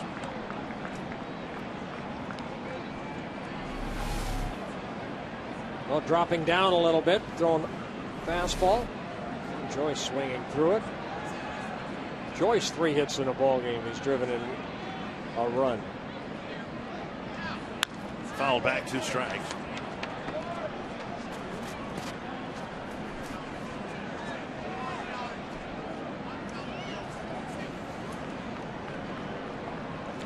Hughes has given up a couple of home runs already this year. He only gave up 3 in the entire season last year in his 56 in the 3rd inning.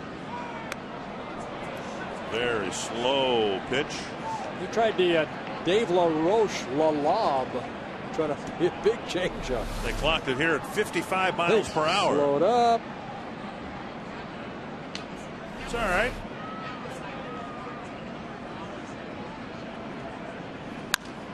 Then a fastball lifted foul. And with the exception of Hoey, we've seen it from everybody here today, even Maharis, getting 2 strikes on a batter, unable to finish off the at-bat quickly with a lot of foul balls. And, you know, Maharis threw too many pitches because of that, and now Hughes trying to take one for the team here and finish off the 9th inning, and now he's giving up some foul balls.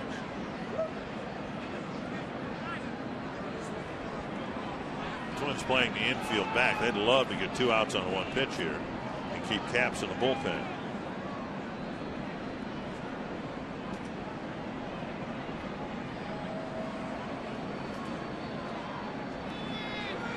There's a swing and a miss. And Joyce is gone, 1 away. Oh, second strikeout for Hughes. Looked like a little hard slider. Good location, down and away. So yeah, as a pitcher, you want to work out of situations like this. Bases loaded, nobody. A little break right there. Good pitch. I want to avert your eyes here. Ouch.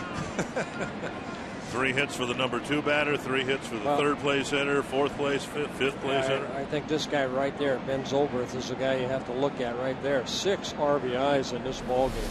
And he comes up with the bases loaded and 1 out in the 9th.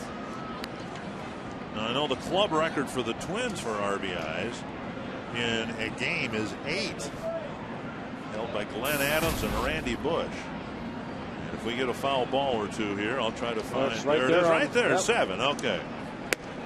All right. 2-0. Those guys in a truck are a lot quicker than you are with that media guide. Ought to maybe spend some more time following what they're putting up on the screen. I might learn something. There's one down the middle, 2-1. You know, we ought to turn that around sometime. We ought to give the Trump trivia questions and see how long it takes them to come up with the answer. Yeah, they have media guys there too. Pop them up, strike them out.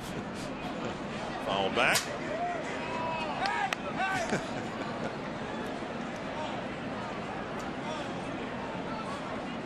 Two and 2.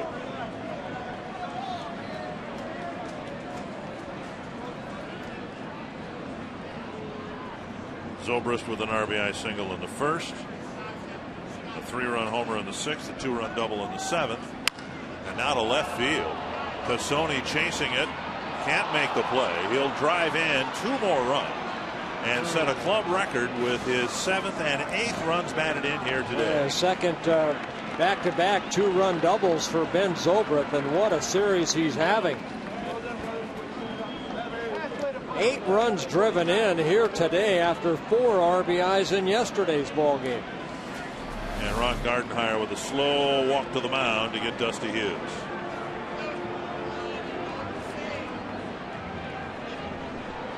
Well, they tried to get Hughes to go through the 9th inning, and Hughes ran into trouble in his 3rd inning of work, and Matt Capps has got to come in to mop up.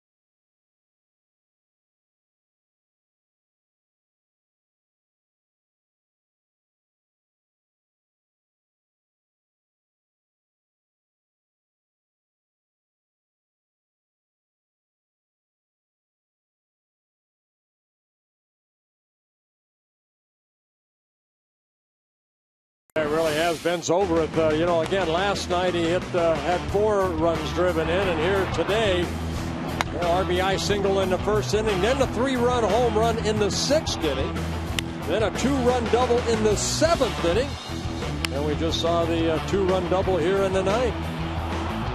So setting a new Rays record is 2 more runs scored. And the Twins down 15-3.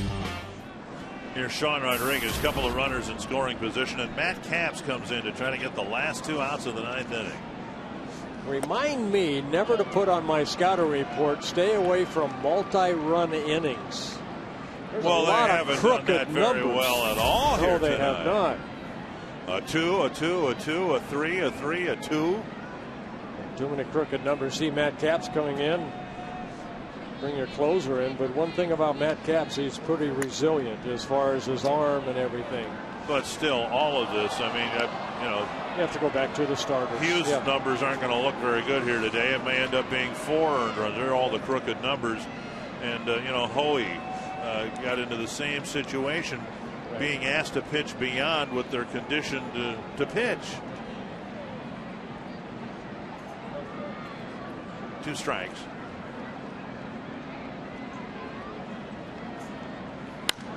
Lifted foul.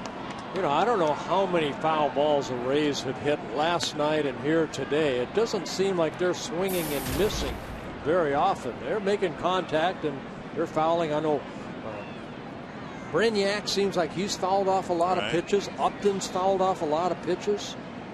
Might not be able to play tonight. Maybe we won't have enough baseballs. Run out of left. baseballs, yeah. But the fans are going to be happy.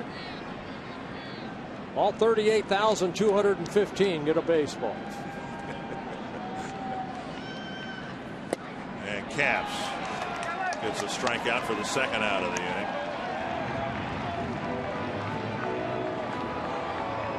And that'll bring up Shopping. Well, good pitch, fastball away. And Rodriguez strikes out for the 2nd straight time.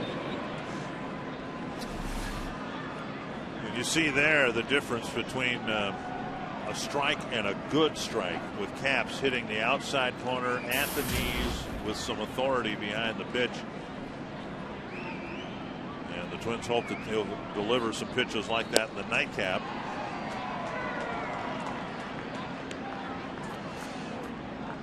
Brett Ryder said that there are 38 foul balls by the Rays in this ball game.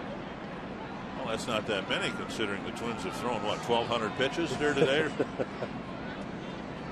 1 strike to Shopping. There's a liner to left. Tosoni is there. And Capps on just 6 pitches. They were all strikes. He cleans up in the top of the 9th. And the Rays put up another crooked number.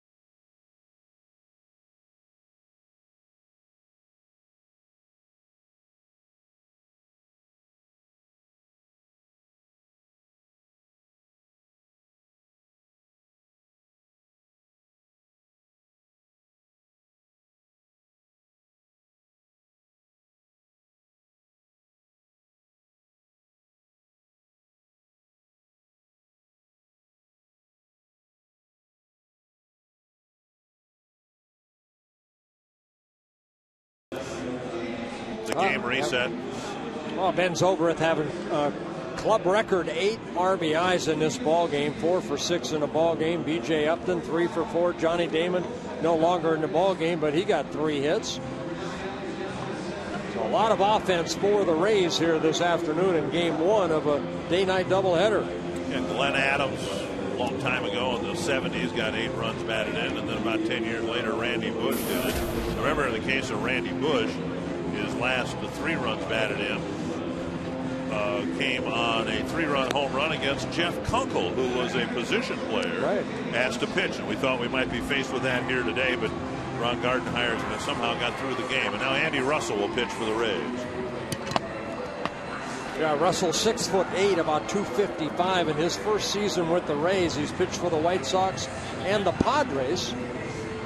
Good fastball, slider, and a changeup. Came over in the Jason Bartlett trade.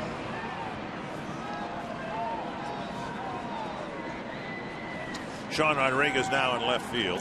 Danny Valencia, Rene Tosoni, and Steve Holm will hit. Elliott Johnson is in center field.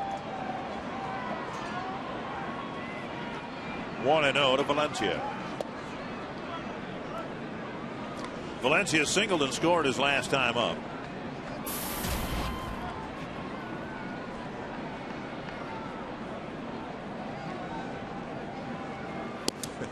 Just thinking, remember in spring training we did some telecasts and we thought, well, my goodness, Valencia is going to be hitting 8th in this lineup.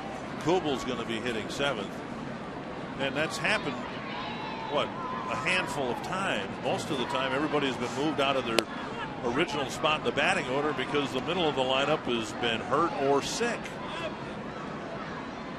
It hasn't been the way the Twins wanted to start the season, and especially for that man right there. And Valencia will draw a leadoff walk.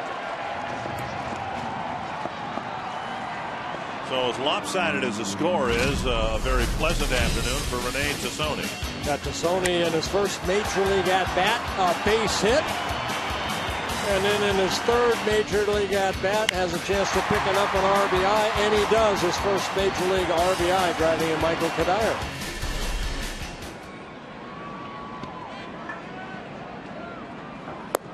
Down low, ball 1. A couple years ago, Tosoni got the game-winning hit in the Futures game during the All-Star break, playing for the World team. For those of you who've never spent any time with the game or watching it or following it, they have the United States players against the World team. Canada, Dominican Republic, Japan, whatever. Holland. Yeah, I didn't mean to not include them. Come on. Tosoni, a sharply hit ground ball, fumbled a little bit. He's retired at first, and on the play, Valencia goes to second. But because he got the game-winning hit, he was the MVP of the Futures game, which is a nice little thing to put in your memory bank. Zobrist did the right thing right there. I mean, Valencia hustling. He saw where that ball was. It's, get an out, and that's what they needed right there. On the play, Valencia does move to second, but Tosoni does hit the ball sharply again. Steve Holm will hit. Holm 0 for 3. Ball 1.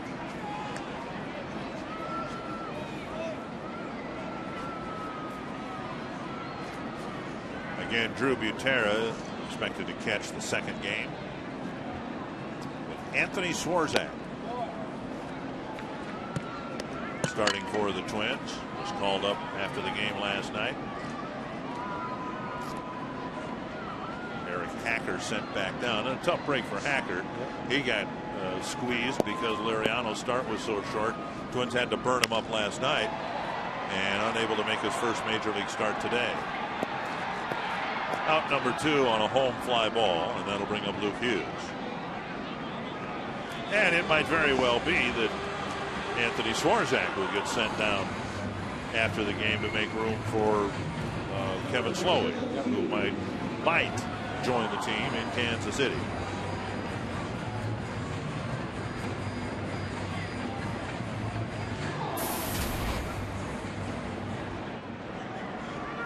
I don't know this. question for Bill Smith. You get a split doubleheader like this. Can you make transactions between games? Oh, I believe you can.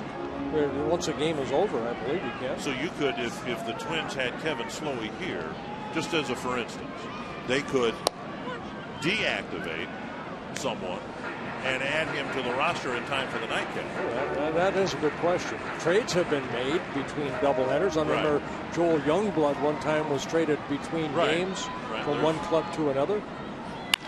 Bouncer to short, and it should put a not so merciful end to this miserable afternoon for the Twins as the Rays, for the second game in a row, thump the Twins pretty soundly. Anthony LaPanta.